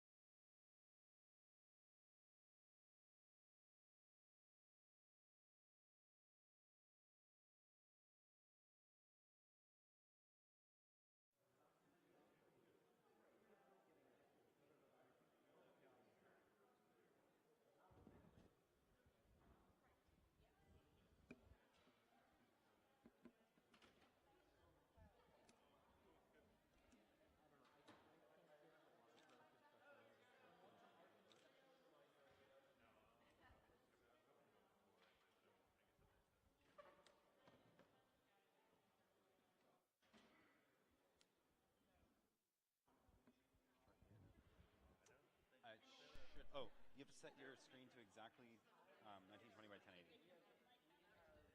I have Airbnb guys showing up sometime. They claim at 7, but that may mean anywhere between 5 and like 11. And I committed to Kaya that I would do this. I think I'm gonna get an early bird. I mean, I found this then. Oh. This should just work. It should just work. Yeah, they should not need to do that. No, in order to record it. Oh. Oh, what? There it goes. And now found 1080i. So go and change that one. 1080i. Realistically, if you give a trivial script in whatever language to create whatever, then it's open source software startup. Okay. Well, then we'll. And like most of the reason I want to try is because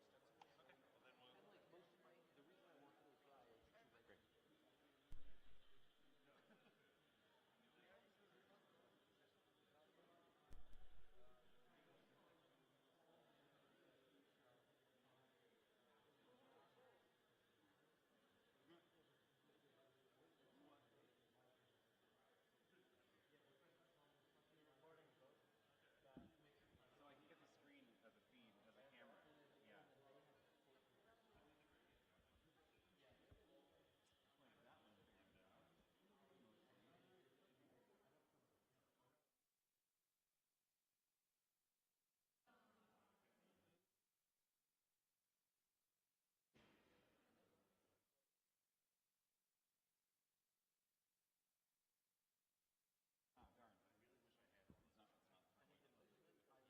I think it is entirely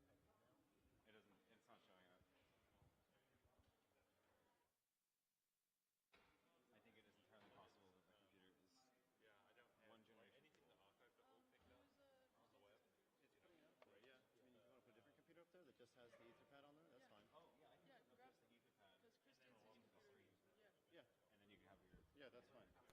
That's cool. Okay, cool. Oh wait. Oh right. Yeah. Everybody will be able to see the Etherpad that way. And then you can zoom it too. Yeah. Or So is that cranked down? that's for you. Okay. Amber, It's gonna be hard to type and talk. Oh, then you'll have to type in not to. It may now be fully. Oh yeah.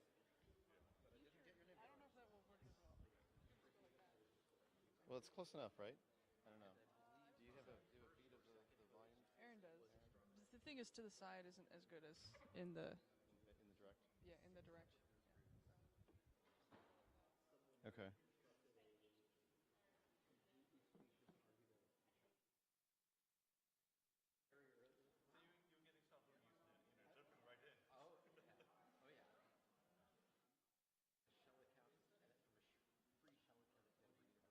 at Denver University. How long are the sessions? Just so I know. When does it end? Okay, so I should get started. Oh, okay. Are we set up? Give me the. Chris's computer's not logged in, unfortunately.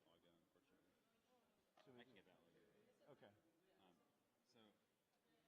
All right, let's just go ahead and start then. Sorry. One thing about the live stream room is.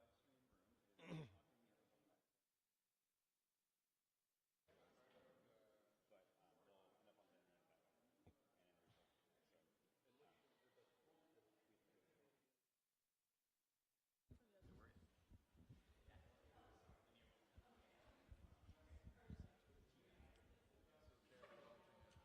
Okay, cool. Yeah, I think the people aren't finding the Etherpads because it's like not obvious. Check, check. Check.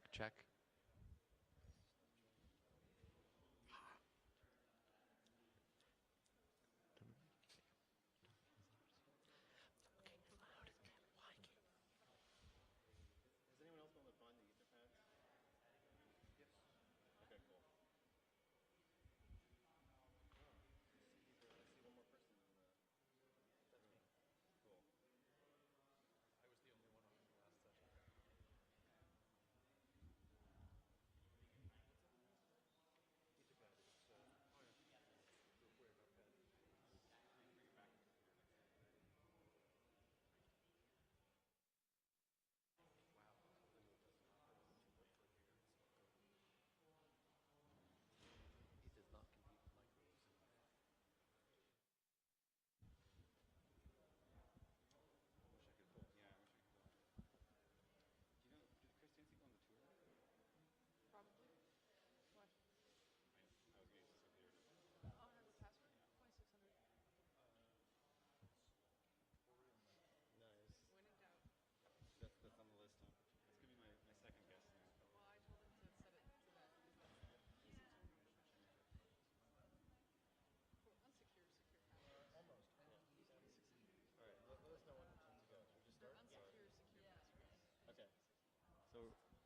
think we're as live with the live stream as we're going to get, so let's go ahead and kick this off. I proposed a session on notifications, filtering and prioritizing and postponing, inspired by Amber's talk this morning on sort of calm computing. And the basic premise is that no matter what situation we're in, there are probably some notifications that we would like to know about. Even if you're like you flew to Thailand to go sit in a hut to go write by yourself and not be be away from all technology. If there was a tsunami coming, you probably would want to be notified, for example. So there are, no matter how isolated you want to be, there are probably some examples of notifications you want to receive. But the question is, how do we figure out what those are, and then how do we build tools that sort of adapt to users and or help empower users to tweak that without giving them here are 100 checkboxes, please navigate and check them all and uncheck them all whenever anything changes in your life according to your interruptibility. So is it notifications or is it interruptions? I guess I see notifications as one form of interruption. Right. So does that answer your question?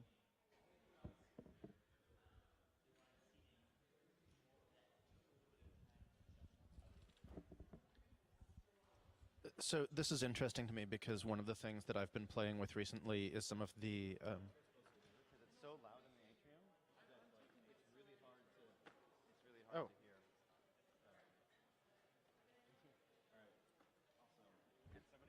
Am I legible? So one of the things that I've played with a bit over the past couple of years is some of the apps that are designed to give us emergency notifications. So to tell you, for example, whether there's a tornado warning, or if you might be a Midwestern transplant in New England, whether there's a tornado warning in your hometown. So you can, check and see if it's still standing an hour later.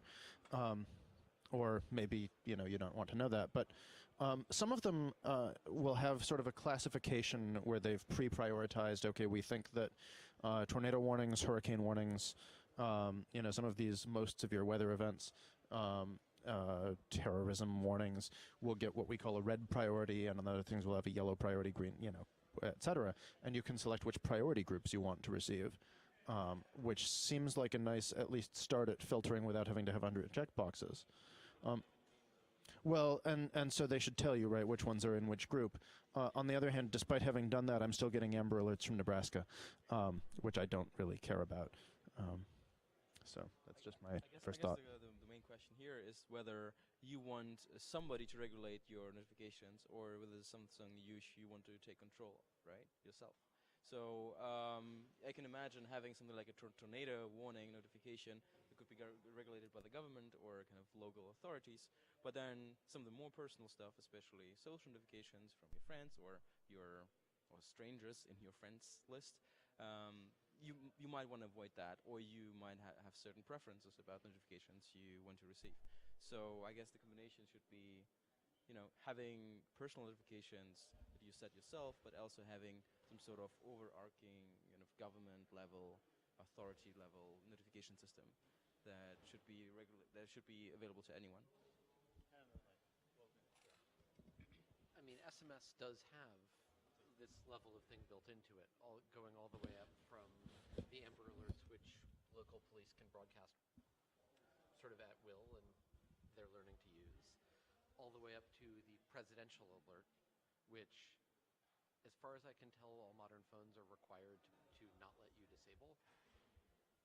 The anecdotes I've read about it describe it was basically intended for that last-minute message saying, it's been nice knowing everybody, the nukes are incoming, there's nothing we can do. But it's all built into the SMS system.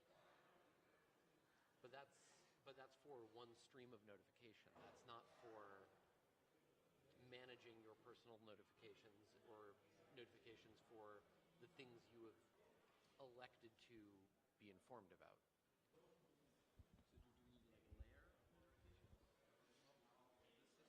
So well, if you don't, I would actually say anytime someone says, do we need a layer above this, it means you don't actually understand the problem.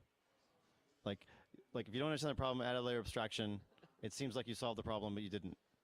And so be aware of any time you think that's an approach to take.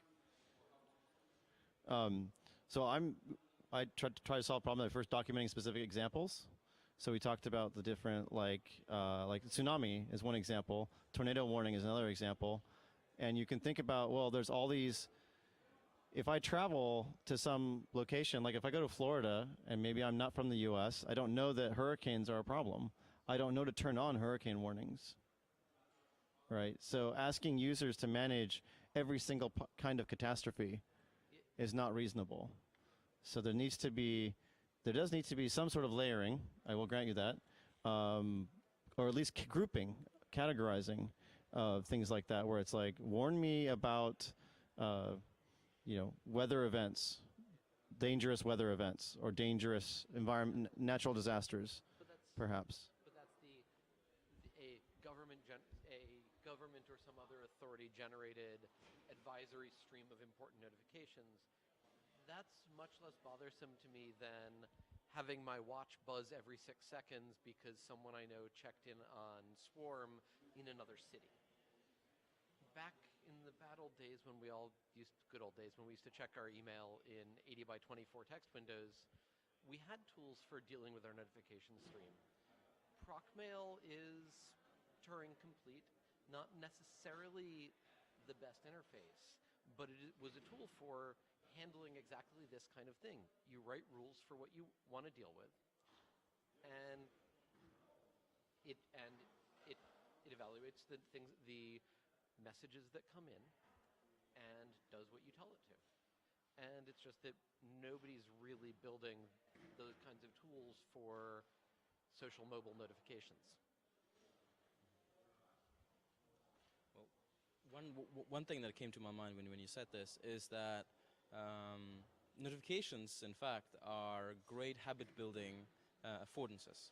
So every time habit-building affordances. So if an app wants you to use that app more often, a notification is a great external stimuli that will bring you back to the app and get you into a certain. It will make you repeat a certain action with a certain frequency, so that it forms a habit. Right, so it's a great design tool. If it's done correctly, yes, but most people doing it don't. It's really easy to overdo, do it wrong. Yeah, there's two ways. One is, hey, all these people. Oh, sorry. Yeah, there's two ways you can get those notifications. One is on Instagram. Hey, this person liked your photo. This person commented. This person sent you a Facebook message. But then there's the other. You've waited 24 hours and now you have 10 credits that you can use on Farmville, right? Which is hey, you need to go back and then start another process, so it'll start this process to get you some more points for addictive gaming. The question is, how can you get an alert without having to have that message, like without having to get a push notification? Is there a different way that you can get an alert? I mean, there's the badge on apps, right, that like show you how many messages you haven't read, which can cause quite a bit of anxiety, actually. So, like, do you really need for instance, I got locked out of my work email account, and I had been checking that all the time compulsively, and now I can't check it, and I called up service desk, and they weren't even there. So, I just don't, it's been very relaxing, right? Where I would like maybe a push notification that says, check your email now, and this is the only time you can check it, or something like that. But if something really crazy comes through, then somebody can elevate it and say, you really need this message. Which is why I tell people, send me a text message if I really need to answer this email, because I don't want to check it otherwise.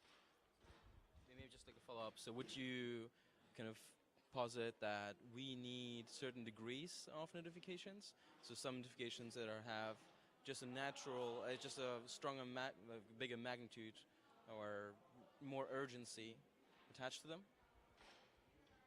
The issue is that already is there with email, right? There's the urgent message, and people who send messages that aren't necessarily urgent start to abuse it if they can have it, right? So if I tell somebody, hey, here's my personal phone number, that's opted in that they're close enough to me that they'll be able to tell me about some emergency that needs to happen, and that I as a human know that group, and a machine can't tell that for me, and then I might get the right message that way. Like, right now I'm doing an experiment. I'm not checking my work mail for a week and seeing if something's urgent enough, if people can route around and find a communication channel to reach me at, then, right? I think part of the disconnect that I was hearing is that urgent and important, that's decided by the recipient, not the sender. Ooh, nice. At least in most cases for personal stuff. In a business context, it could be different. I think it's also tied to rising etiquette of how to communicate with each other, as there are multiple or an increasing number of ways of communicating. So, for example, I open up Skype and my mom calls me immediately and is like, "Oh, I saw you were online." Yes, I'm always online. It doesn't mean you need to call me. She hasn't quite understood how, yeah, hi Mom. She hasn't quite understood how that interface works. And I think it's when people use it in the wrong way, you realize that there is an etiquette and a known way of communicating. And so as a sender, unless I'm a spam bot or a company or whatever it is, I wouldn't want to tell you this is an urgent message unless I personally thought you really had to see it. And right, there's that idea of if I'm online, I'm automatically available, when in reality I might not be. But yeah, and people do abuse that quite a bit. But that way I put that I'm available on GChat, and then people show up, and it's okay, cool. But in a way, I am available when I do that, and I only set that when I'm actually available to talk. But there's not one uniform way of doing it either, right? Because I default to invisible. Yeah. Right, whereas the sort of the email default is, imagine we took that ball of string at the entrance that we have there, and we all tied a little bit of string around our pinkies, and then put that string into the middle. Any one of us could reach in the middle and be pull on the string that's hooked to anyone else. That's kind of what email does. It sort of allows anyone to reach out and pull the string that's holding onto your finger and be like, hey, pay attention to this. Yeah, and that's, but I want to try to separate the communication person-to-person notification problem, because that's a whole other discussion from the notification problem that comes from devices and computers as the extension of self. From an actual cyborg perspective, when the way that we use these things as just enhancements of our eyes, enhancements of our hands, and just as machines, right? So sending agents out there to do things for you. A lot of apps sort of act that way, and then tell you when they're done or tell you when things are happening on your behalf. Even those seem overwhelming.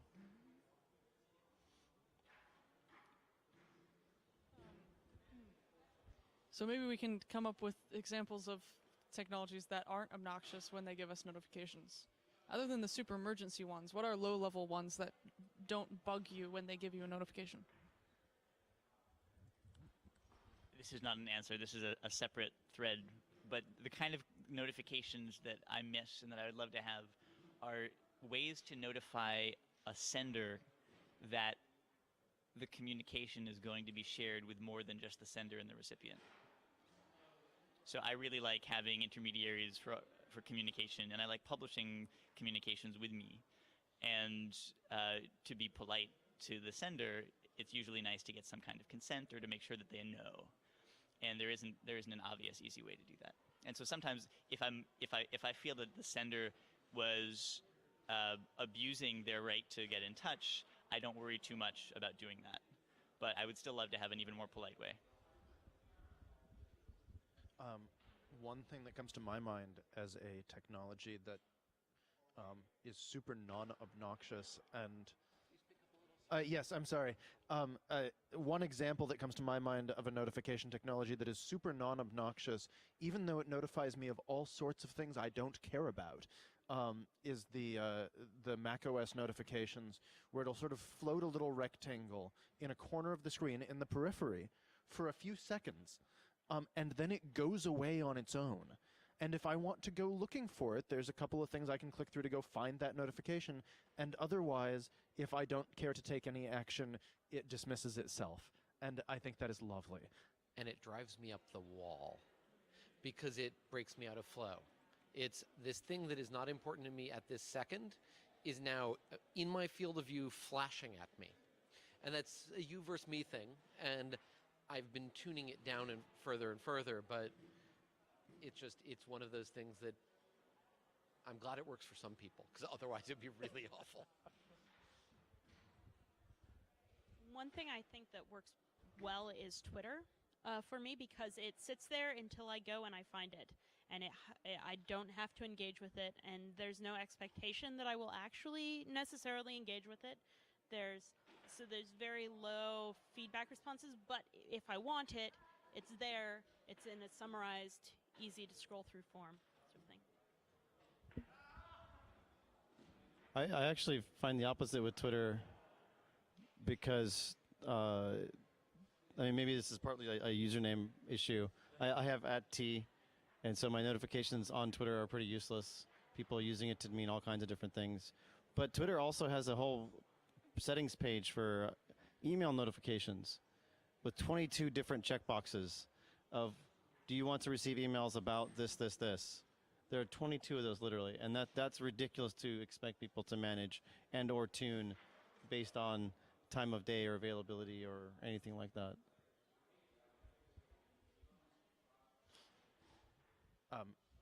It's funny, my Twitter email notifications are just set to off, but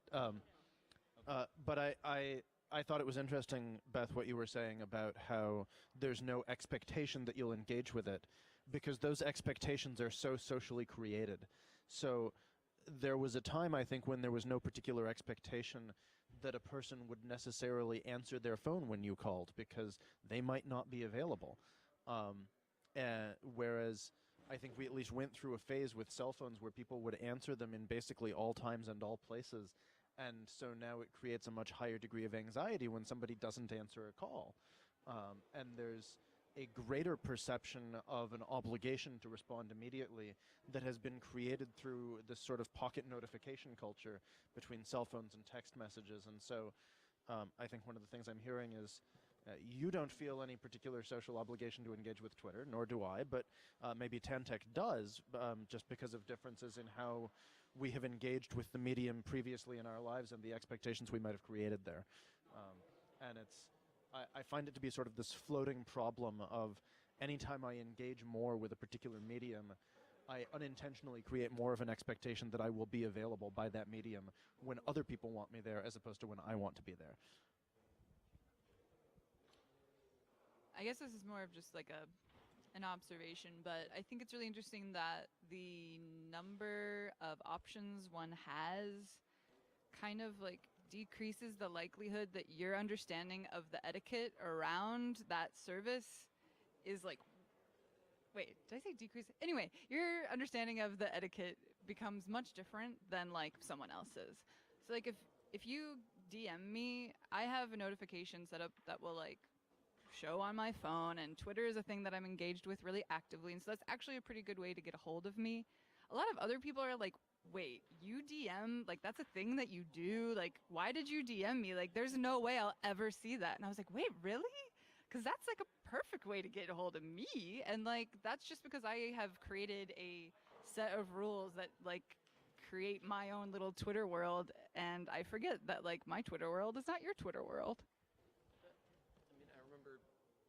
Probably at this point 10 years ago, my .plan file listed all the ways to get in touch with me in order of preference. Aaron, I think, has something like that on his website now, listing off all the contact methods and which ones work the best. But it's something I'd love to, if that were just in software.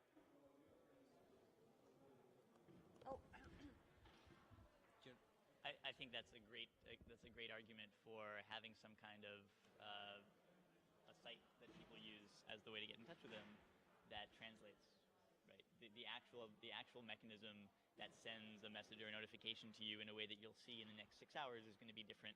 You might change it between now and this time next year. I shouldn't need to know how you're changing the tools you use. One thing I just want to say in response to what you said before is that every time you create a new account, you're creating a sense of self on that site, right? You create a self that kind of exists independently from kind of your offline life, right? And this self can interact with others through these different channels, right? And I'm not sure I agree with your premise, but go ahead. And then what you typically find is that your preferences of being contacted through these different channels, through these different kind of selves on these different sites, varies with the people you want to interact with. So say you have a preference to keep in touch with your mom through Skype, right? And keep in touch with your friends through Facebook and through your indie developer community through another site, right? I mean, there can be different contexts, and different contexts afford different channels of communication. So in that regard, notifications will be necessarily context-driven. And it is really difficult to find one unique way to manage all these different notifications. I guess I'm weird, because I'd rather just have a unified client so that I don't have to think about what transport substrate I'm using to talk to someone. I talk to my wife through Slack, Twitter, SMS, email. I think that's probably it for a day-to-day basis. No. So she's an example. She's an example of sort of the standard in my. Here, I have a question for you quickly. I was wondering, so we're still talking about person-to-person communication in some way, and I was just wondering what your... Oh, yes. And I was wondering what examples you might have of more cyborg type notification to self things we might find, or what you were referencing, because Twitter notifications or Instagram notifications, they're all still somebody else. There's a reaction to something out there rather than a self enhancement of self. So that's a great question, because I was going to ask the same thing but of everyone else. So I started with the weather/disaster example, where you're kind of using these weather sensory services. Like, I don't identify with that as a friend, or like, it's to me, it's just a service. It's just a sensor. You could say the same thing for traffic sensors. So if I am, or like civil unrest, like that should be another sensor. Like if I'm walking in a city, I would like to get an alert if there is a protest a block away. Or if I'm walking towards a protest or some other sort of action, I should, walk around it. In general, there's sort of like the physical space, physical hazards category of alerts like that. Then there are the alerts that you'd like to receive about all the different little pieces of yourself you tend to, like your web server. So if my web server goes down, I would like to get an alert at some priority level that, I need to go fix that, right? Let's see, other indicators. If there's something happening around my house and I'm not home, that's another sort of physical, not directly to me, but to something that's mine, alert indicator. So I guess that's, or you can also set up filters. So I want to know if someone mentions like Indie WebCamp, the days or the week before Indie WebCamp actually occurs, at a higher level of urgency than say normally, or right after, or like between them, and when it's not as interesting. But yeah, I'd love to hear other examples from other people of what kind of notifications do you want or don't want that don't have to do with communication with another person. I really want my notification settings to be editable by my friends, and maybe there's a fall off, like the people who are closest get to edit them more. But often the things that I am interested in are not things that I'm able to name, especially these kinds of environmental changes. I mean, for instance, I'm not home. It happens that now there's a tornado season. I'm away for a month. Anyone who lives near me should be able to add that kind of notification somehow to the priority thing for me that would then get passed through whatever the best channels are to send me a priority regional note. Since this is a cyborg conference, I think that like health-related notifications would be really nice if you had some type of, I mean, especially, I think people who have diabetes essentially have this already. You can have that little port that is connected to a beeper type device like on your belt loop, and it shows you stuff. But you can kind of imagine a world in which like other things like your vitamin levels would kind of trigger an alert, or some other like chemical balances in your body, hormones, stuff like that. I think that could be like a really cool future thing. I would like to be able to subscribe to other people's emotional states. Or if they haven't eaten in 5 hours, so I can help get them food, or if they have diabetes, if I can help them with the sugar levels, right?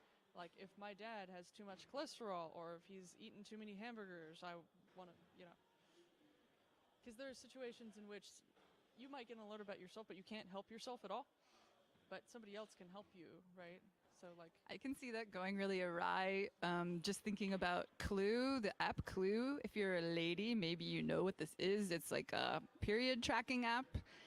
And imagine if like your boss or your boyfriend or whoever could subscribe to like when you were ostensibly like PMSing, and then every angry thing that you said during that time is like, oh well, I got this notice that like it's Heather's special time of year, so let's ignore all of her concerns. Not something that you need an app for. I mean, as in other people can tell. So this is it's a possible thing. It's a possible thing. I'm just But what Heather is saying is actually really important because it does establish a certain degree of social surveillance, right? If you make that data available, even if it's just a circle of really close friends, still they know about it and you know that they know. So that automatically changes the way you behave or the kind of data you would like to release to that circle of friends, right?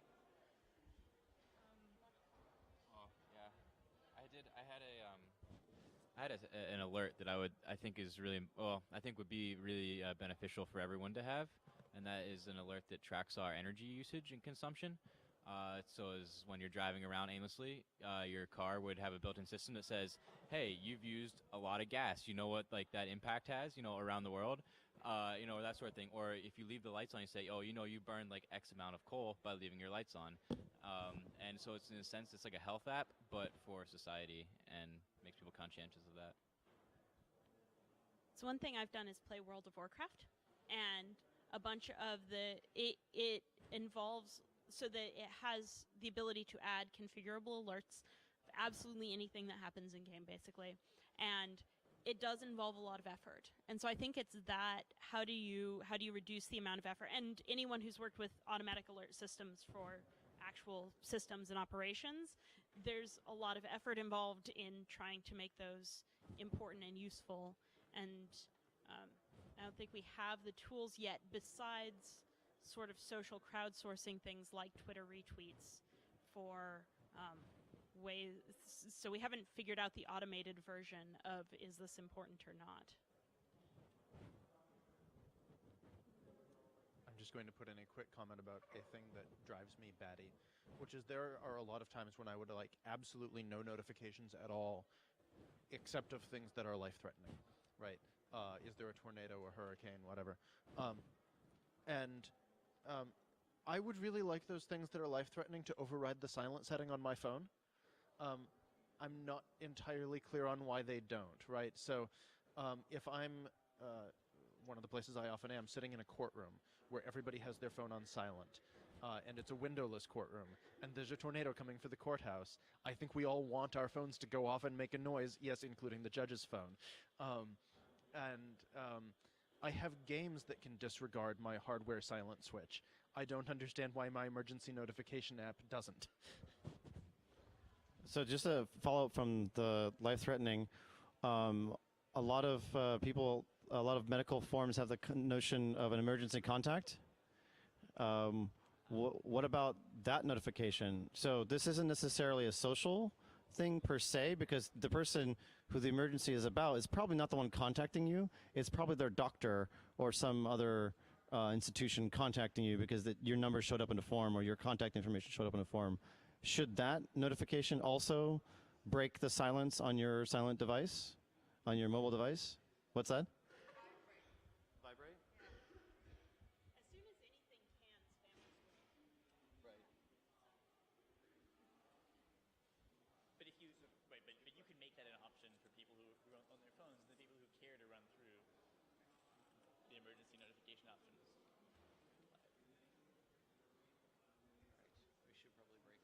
it time to switch to the next session? Okay. Well, thanks everyone. We took a lot of notes in the Etherpad. Feel free to brain dump more. I'm hoping this will end up on a wiki somewhere. All the notes on. Is this all going into like a product in the end, or is it A product? Yeah, I mean, it sounds like we're about to design a new notification. It probably will go into some guidelines on how you might make products. That way, if it goes into a product, then it's just one product. But if it goes into some guidelines, then many people then it can affect multiple products. And then hopefully it doesn't go into. We're trying to gather use cases. Right. Really. Yeah. Otherwise, it gets brittle. I know we're wrapping up. I do want to say one thing in response to Tantek's last comment, which is, I don't know if I want that emergency contact contacting me to break my silent setting, but it would be nice if there were some kind of flag that this phone call coming in from a number I don't recognize is somebody's important emergency contact. On the other hand, as Beth said, as soon as it's possible to do something like that, spammers will. This,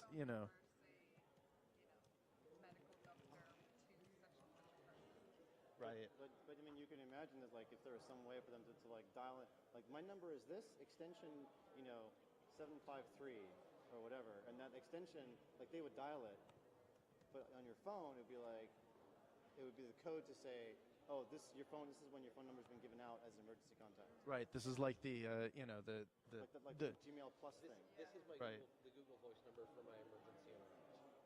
Like my mother gives like an alternate name for all of her weird catalog subscriptions, so that whenever she gets anything in the physical mail that has this name on it, she knows that it's like through some weird like new age catalog that she decided. Right. I know people who use different middle names for that. Yeah, I was kind of genius considering Yeah. she's like not techie at all or anything like that. I was like, wow, that's a good idea, Mom. Yeah. And then educating people who use this tool seems like a very long process as well. Oh, yes. All right. Thanks everyone. When I was a child, At least we got some. Now you have me wondering if there's pulse casting software. Pulse casting? Like, this is able to take my pulse whenever.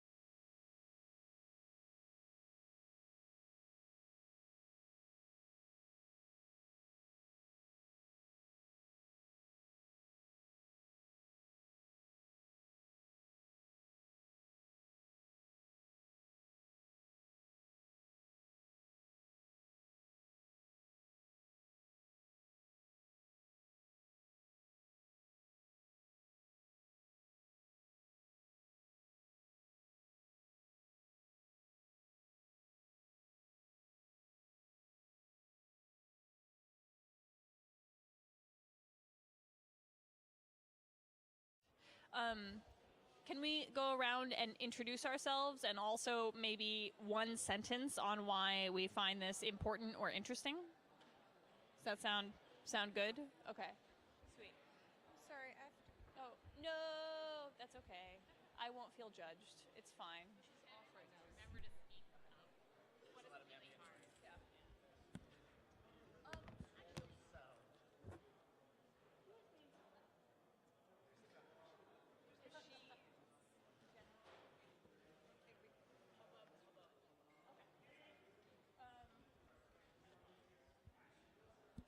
And so we're going to project for this group. I love the media. That's really loud. That's fine. Okay. My name is Heather. The reason why I'm interested in this topic is because we all will die. Seems reasonable. Also, our data died. At a conference earlier this year, passed away shortly after the conference, and his Facebook page acted, and it was rewarding and special.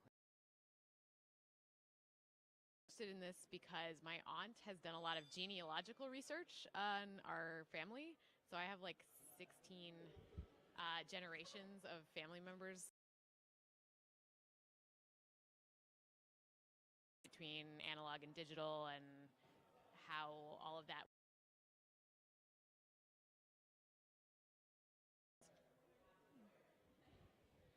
I'm Laura Newhouse, and I am interested in this conversation. Aren't a lot of good solutions right now. People don't typically do a lot of planning around what happens to in content, and so that's always really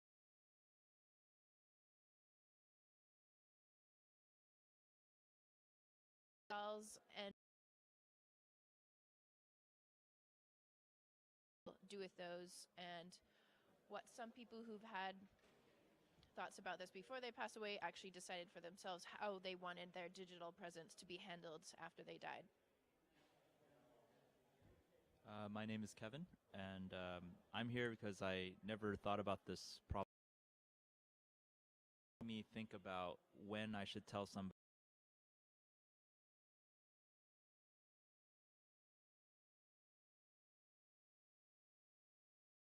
Every other password I have to my entire online life.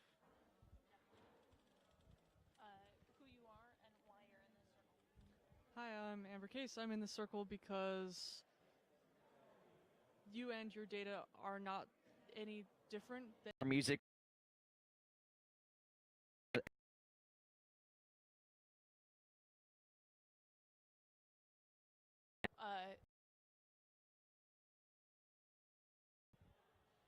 Hello, I apologize. It has and how, if it relates.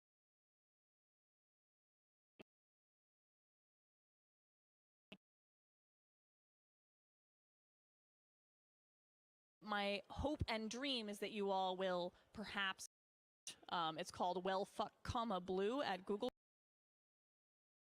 You can find a list of people of a lot of very strange and far-flung social groups online. There's no way that many of them would find each other.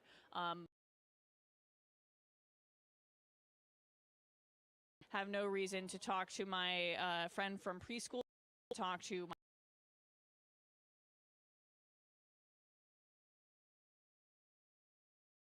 via the internet that and based on my friend's death, it really sucks to be told by a faceless mass of internet that someone you are very close to has died. And so I really, I know that it's impossible to dictate, but I've left instructions in a password vault of how to notify these other communities. So academics, family members, etc. And they have basic instructions of how to find those people in my contact book. So the hundreds of people that are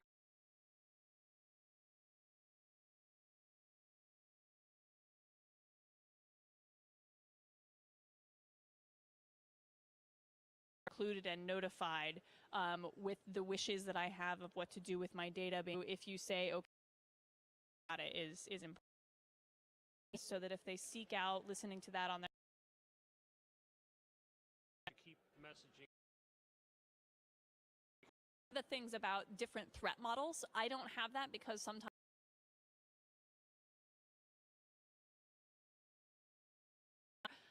and so I haven't set that up for myself. I don't have a reason to code that. But if someone in this group has a reason to have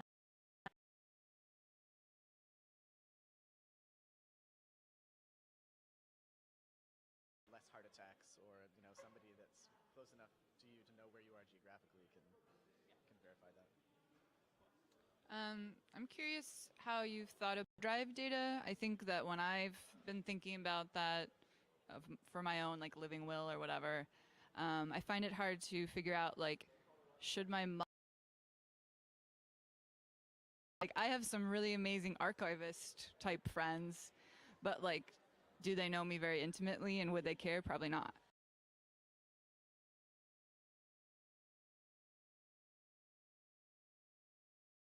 quantum computing, but it only takes the proper two of them in order to unlock it. And these are people who have no reason they opted into. That said, in the same way that I hope we all have the friends of these things can be part before my mom gets my computer. Like that's a really normal thing for people to have set up. Those 4 people who each have half of your password to your one of the things that right is going to Yahoo with your letters of administration and saying, I am Willow's personal representative and I need access to is not yet extra. Thank you.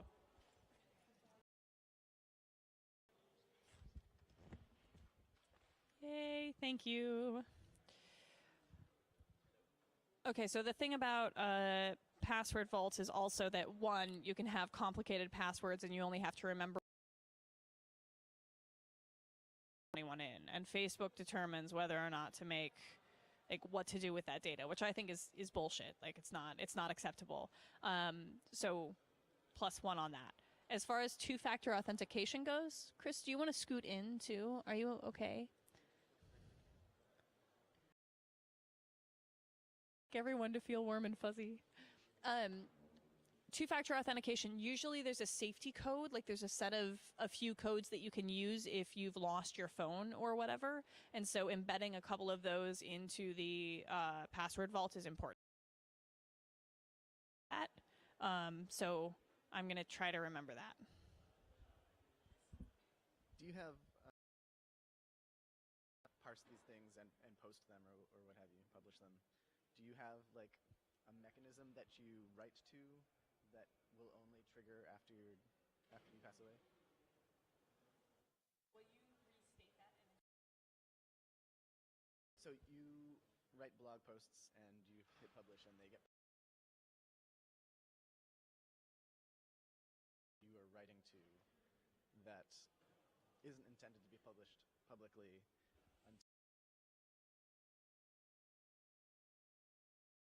But even the email, so the email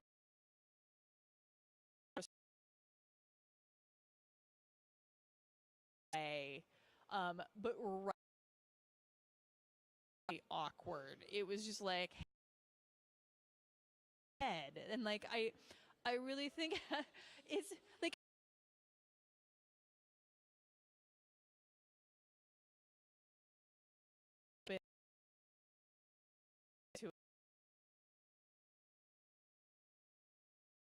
moment in a lot of short stories and films where someone gets to record that video. If you're hearing this, gal or robot. But one thing that I do is blog posts that I'm never going to publish. But I often finish the drafts and they're interesting, and then I realize maybe I should wait. All of that, those kinds of personal notes.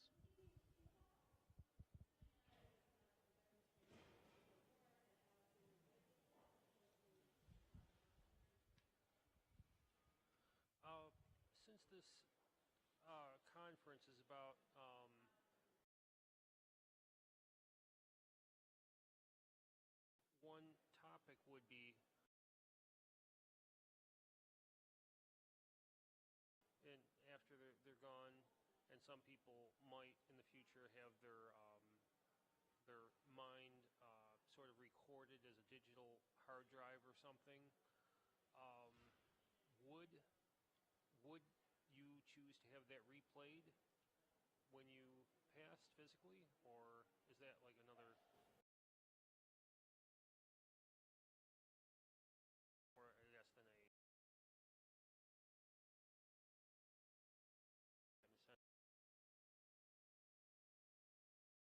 of should people have access to my metadata after I'm dead?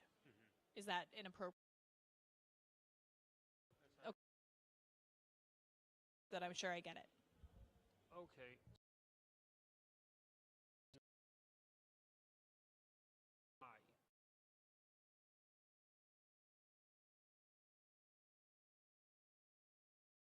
Recorded, and when you passed, would you want that to be played sort of so your sense of I that has been recorded could actually maybe have a few thoughts? If it's not forgoing the question of if it's actually me. Yeah. Okay.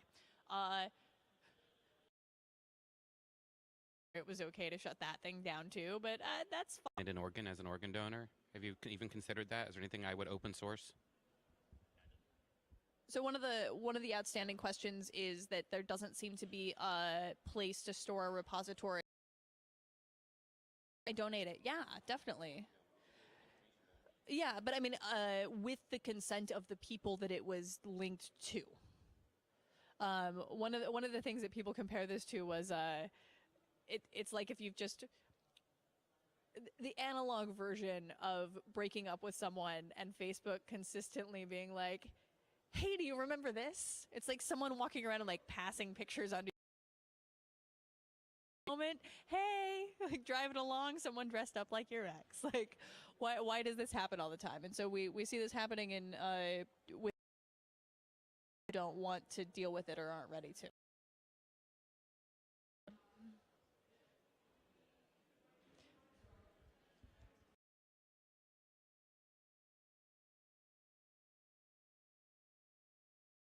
In which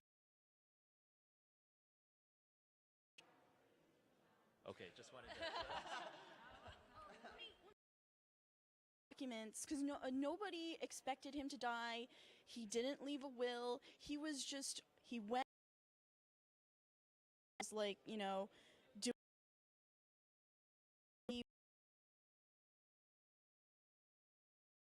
the how to divide our estate. And what was I going to do? I didn't want to leave this part of my father high and dry, and I wanted to respect. I assumed that he loved her enough to leave her something, so I had to figure out I could give her because at the time I wasn't gainfully employed, so I can't really do anything. So what did my father leave? I had to hunt down his pension fund. I had to hunt down his Social Security benefits. I had to hunt down several things and land ownership of the house that they were living at the time. And unfortunately, there wasn't at the time my father was born. He was born in Baguio, which is a city on top of a mountain, and 6 months later, that city was completely razed by the Japanese during World War II. So I couldn't prove that he was born in the Philippines, and I couldn't. So then I went to the State Department, the State Embassy to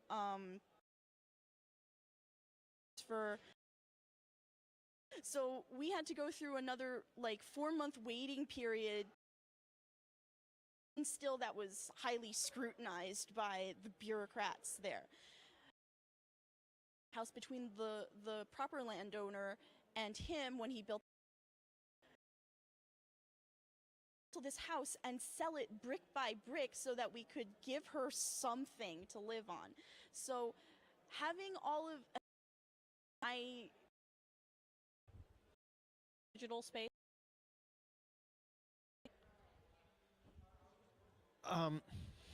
So the short answer is that it's Basically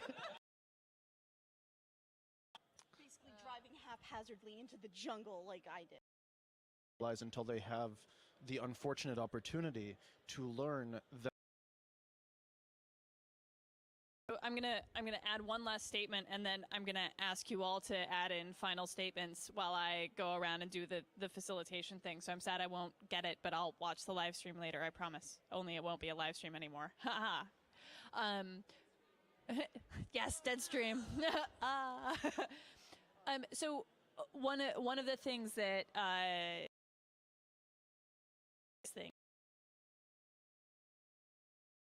what restaurant we're going to and notify the person that's already headed to that neighborhood what restaurant we're meeting them at also makes it even more strange to plan for something like death, because it takes so much planning, so much foresight in how to set.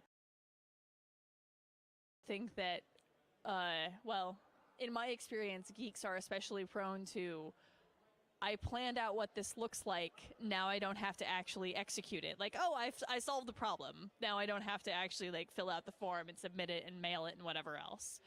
And so one of the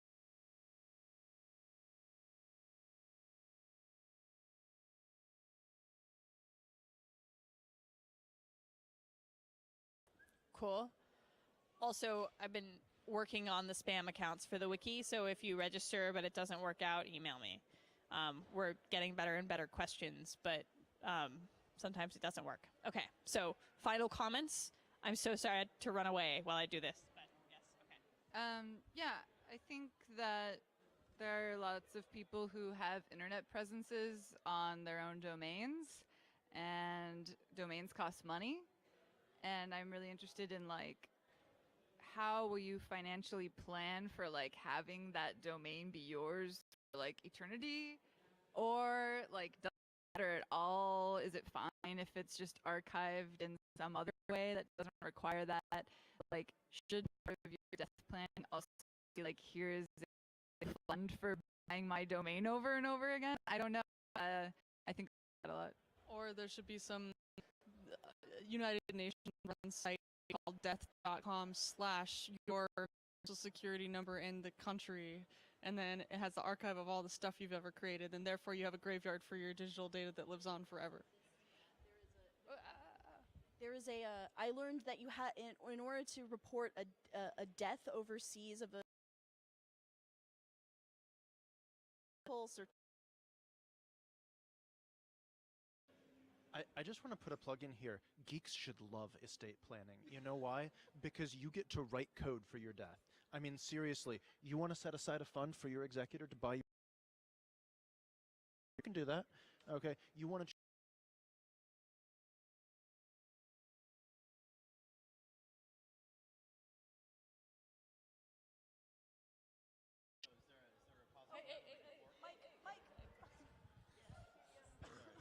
Is there a repository of such code that we can fork?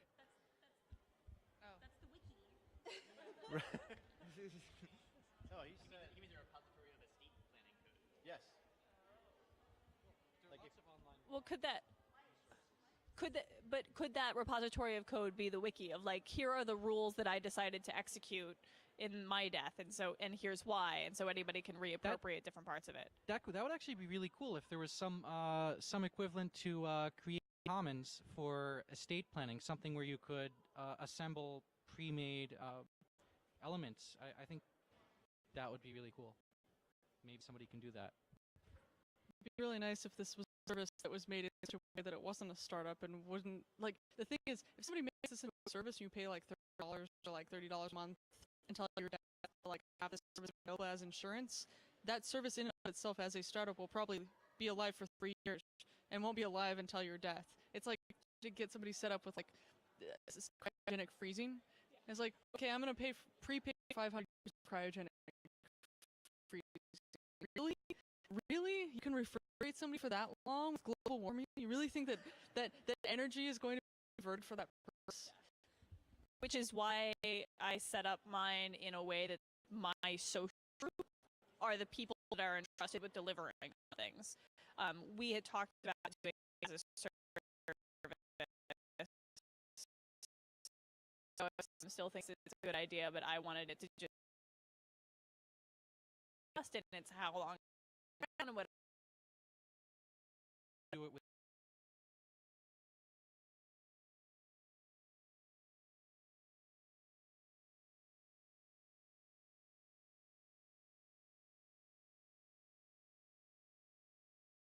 or customizable boilerplate, and I think there are groups.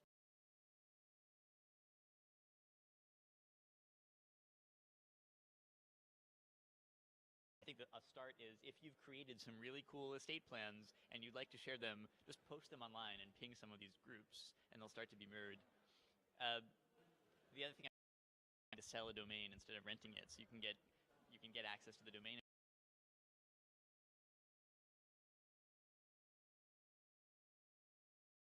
You could do is describe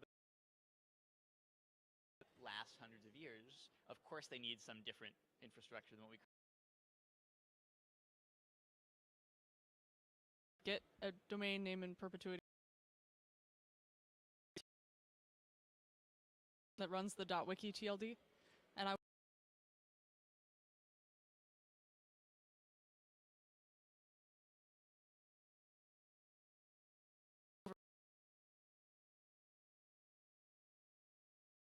what is hey it's, It means he's promising to keep the name servers running. That's a physical box.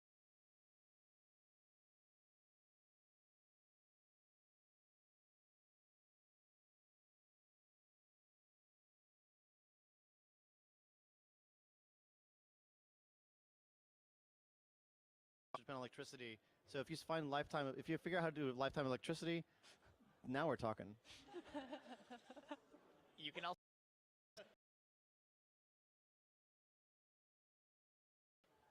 Mostly entirely certain, with some exceptions. And when I talk to my parents about I want to get to the point where I can talk with them reasonably about it, or I can't. Mother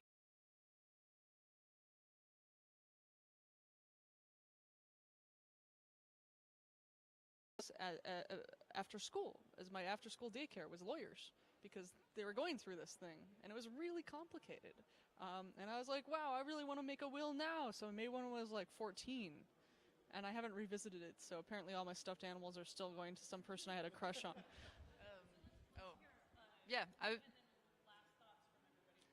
was just going to say this is good timing because a few days ago I discovered this YouTube channel, Ask a Mortician.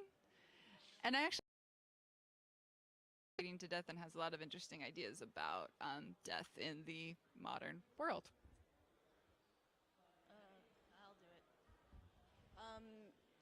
If you Mary Roach's ways in which we deal with cadavers as a society, and also alternative burial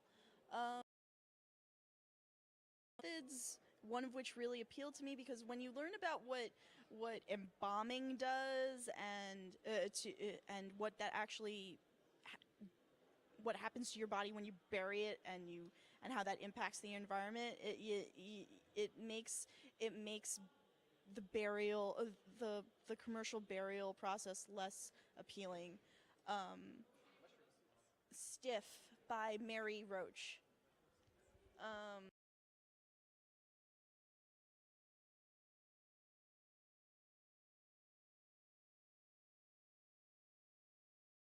Die or to sell my private information.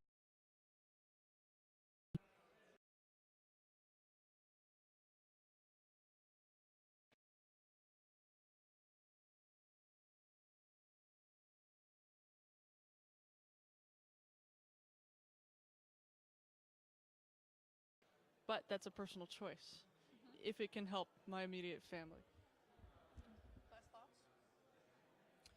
And switch before you actually die and just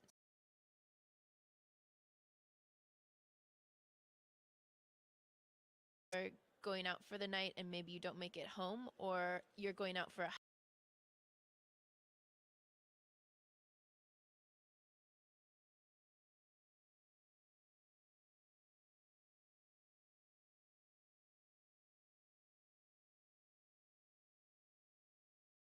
record ourselves so after we die. Unethical. Well, I don't think vampires are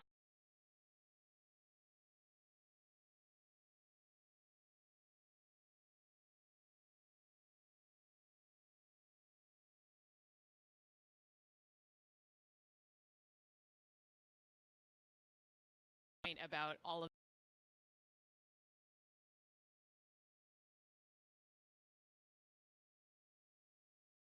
mainly because like it's a like privilege check, right? Like you don't have to know about encryption or be able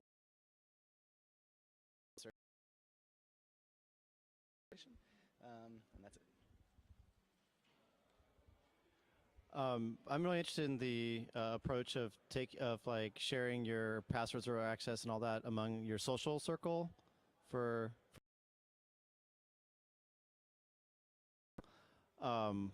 I'm interested in understanding that approach, and I'm particularly interested in how do you transition that set over time as the inevitable social transitions and divorces and stuff like that. Okay. It's email list.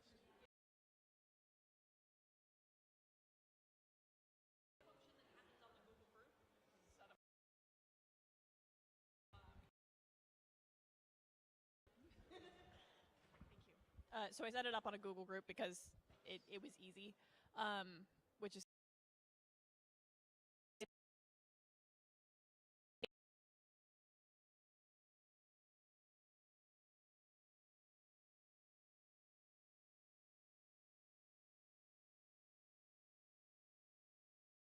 I would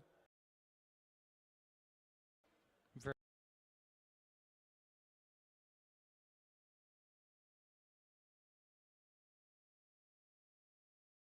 nearly enough, and we don't plan for it. I think it's this is awesome. It's hard to get right, and we should have some kind of meme for test.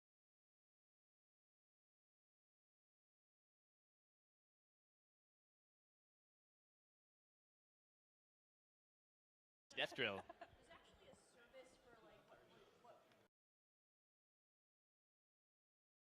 terrible security on their site, actually. So the people that both provide insurance for to take care of your pets after you're taken away at the rapture, and the notification of rapture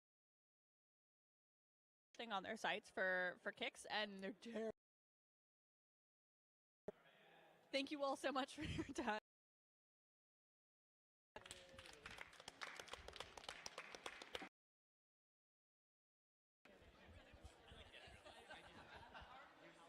And a library of death.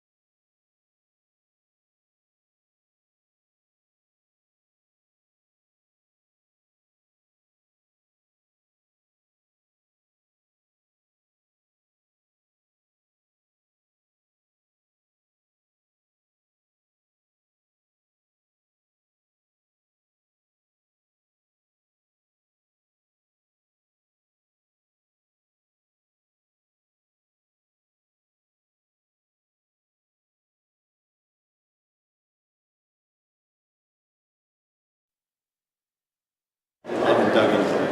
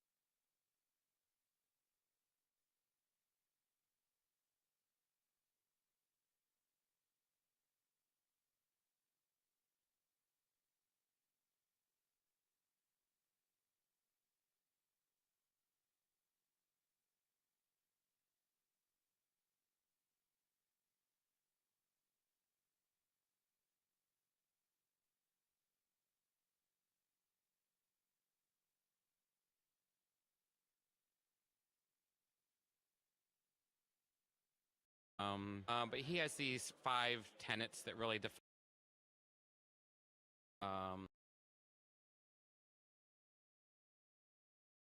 need us now. Website.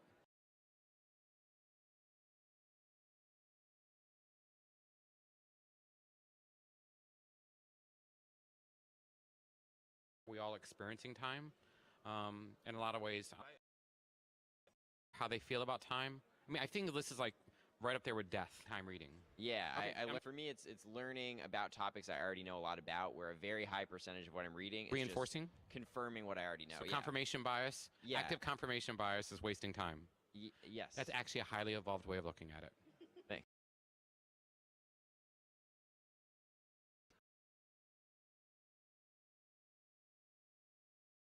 Bored, I'd read them. But I forgot to mention before, and like you were saying, time is it's different for every person. If you're enjoying something, obviously time goes faster. If you're not enjoying something, obviously it goes slower. But I'm a small business owner, and I work on the internet, so there's always work to be done. That's why I'm always in the thing like reading a book. Like I feel like I can't read a book now because there's work that could be done that I don't have to do tomorrow if I did it tonight, and that's the loop I'm stuck in. One question for you. You said you're 34. Have you always had this relationship with time, or do you think it's getting worse? I started seeing time collapse. Any time? You feel in 2014 and probably definitely in 2015, I am suffering under time. I don't know how. And literally my body was shaking, and my doctor at that time, my physician, told me, well, you're exhausted. And I said, yeah, I've been working, but I'm on vacation. I should be able to relax.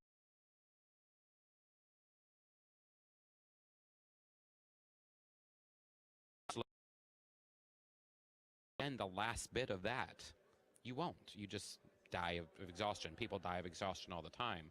But that state where mild forms of this are where you lay in bed at night ruminating, it's kind of the first sign that you're kind of living in this relentless now. So for me, this is about, a safe group where I can talk about the things I do or the things we do. And just for me, literally when I leave here, I have to do things that involve slowing down. Sometimes I'll literally take big steps when I'm walking. If I'm alone, I'll move my hand real slow. Oh, my little antidote. Some like help. Well, yeah, so you're correlating 2 pieces of information, right? And then you've got text and email, so there's like more pieces. More and more and more. What's really interesting about the Apple Watch is if you look at it, you've got form. The telephone became anything but. And the touchscreen iPod became a complete digitization of everything we turned into a subscription economy. I believe fitness, time, and intimate way to communicate is going to change everything. But that's not time collapse. That's just how they're exploiting time collapse. So I think maybe the difference is not even whether or not you wear it, it's intentionality. It's whether or not you retrieve your email or if your email gets pushed to you. Because I think that the place where the time collapses is when your phone or whatever device you're using dictates when you get your update. What to me about the watch, I mean, I hate to turn this into the Apple Watch conversation, but if you think, what was so amazing was like the fact you draw to send something to someone, the fact you can tap to send something, a haptic, I can tap to you, you can feel it, or I can actually send you my heartbeat. So I can send you something I manifest, I can send you something that I actually forced to happen, right? So something I drew myself, something I forced to happen, or I can send you something biological. And they're all tracked over time on your side, because you can go back and browse our interactions, our haptic interactions over time. So it's as if you were to make Facebook physical. And I think that's really profound. And then you tie that into just behavior, activity tracking. Edgier than I think a lot of people are giving it credit for. But they waited for a reason. I mean, do you want to say anything? Do you have any feelings about time? So I would have been I had a really good 9 months and wrote a book. So before that, I was a journalist doing the like 5 posts a week or more kind of thing, and so like the difficulty was an inability to distinguish between wasting time on the internet and doing my job. So they're the same thing. And it's still, there's some degree to that in terms of I still have trouble, and I don't actually think knowing the difference between when I'm wasting time, because often then like 6 months later that thing turns out to be the thing that solves a problem. So there's that, but having to write a book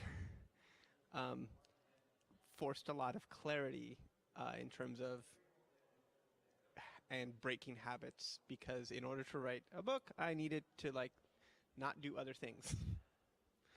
And so I am not as deeply experienced, and it has to do with a lot of like turning off all the notifications, finding tools, software hacks that allow, basically offloading that brain thing, the like I'm on the internet but I know I should be doing something else problem.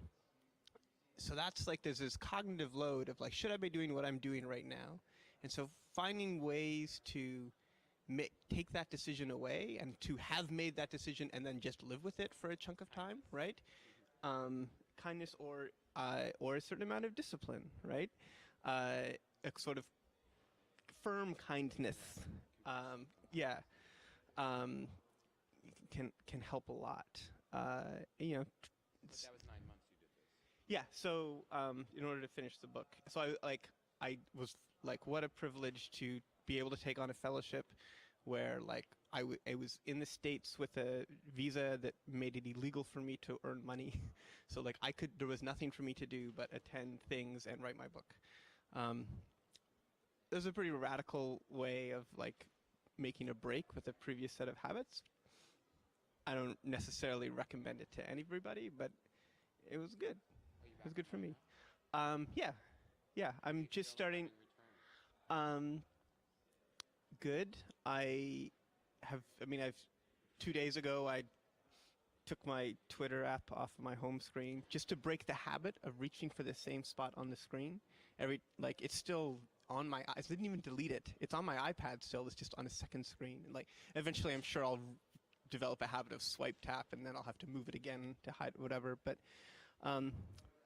yeah, I'm doing less things and saying no to more things, because it was really nice to have a book, and I would like to do more projects that take a longer amount of time, which means I have to not do a lot of other projects that I might do. And that has helped push off the relentless by just like being more honest with other people about what I can commit to. I'll try and keep it super quick, but I have so many responses. So one thing is, as you mentioned, for people in sort of like creative class jobs where it's really important to talk about the role of capitalism. I mean, you know, we've run out of ways to expand geographically. The only place really to expand the economy is into people's time and attention. And so I think it's not really anything at any time. And so there is no time if you can do anything at any time. Yeah. It was weird. I was talking to a friend the other day. If you want to tie corporatism, that's the word I like to use, with time. And she said the only way she knows it's fall is when she can get pumpkin spice at role of narrative in time. And I think it's the number of articles that I'm reading. I'm consuming dozens of narratives an hour. And if I jump into a Twitter stream, then I'm on some narrative in Hong Kong time. And so I think the whiplash. I mean, I don't even know if I experience narratives in a time-based way anymore. Did you watch? It's interesting. Did you watch Lost?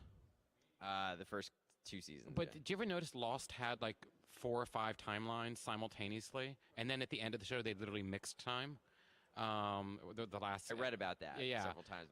But it was really weird because I've been noticing our media is a lot like that about it. Like everyone went crazy last year with Game of Thrones was killing off people, but like I don't think that was because they were killing. I think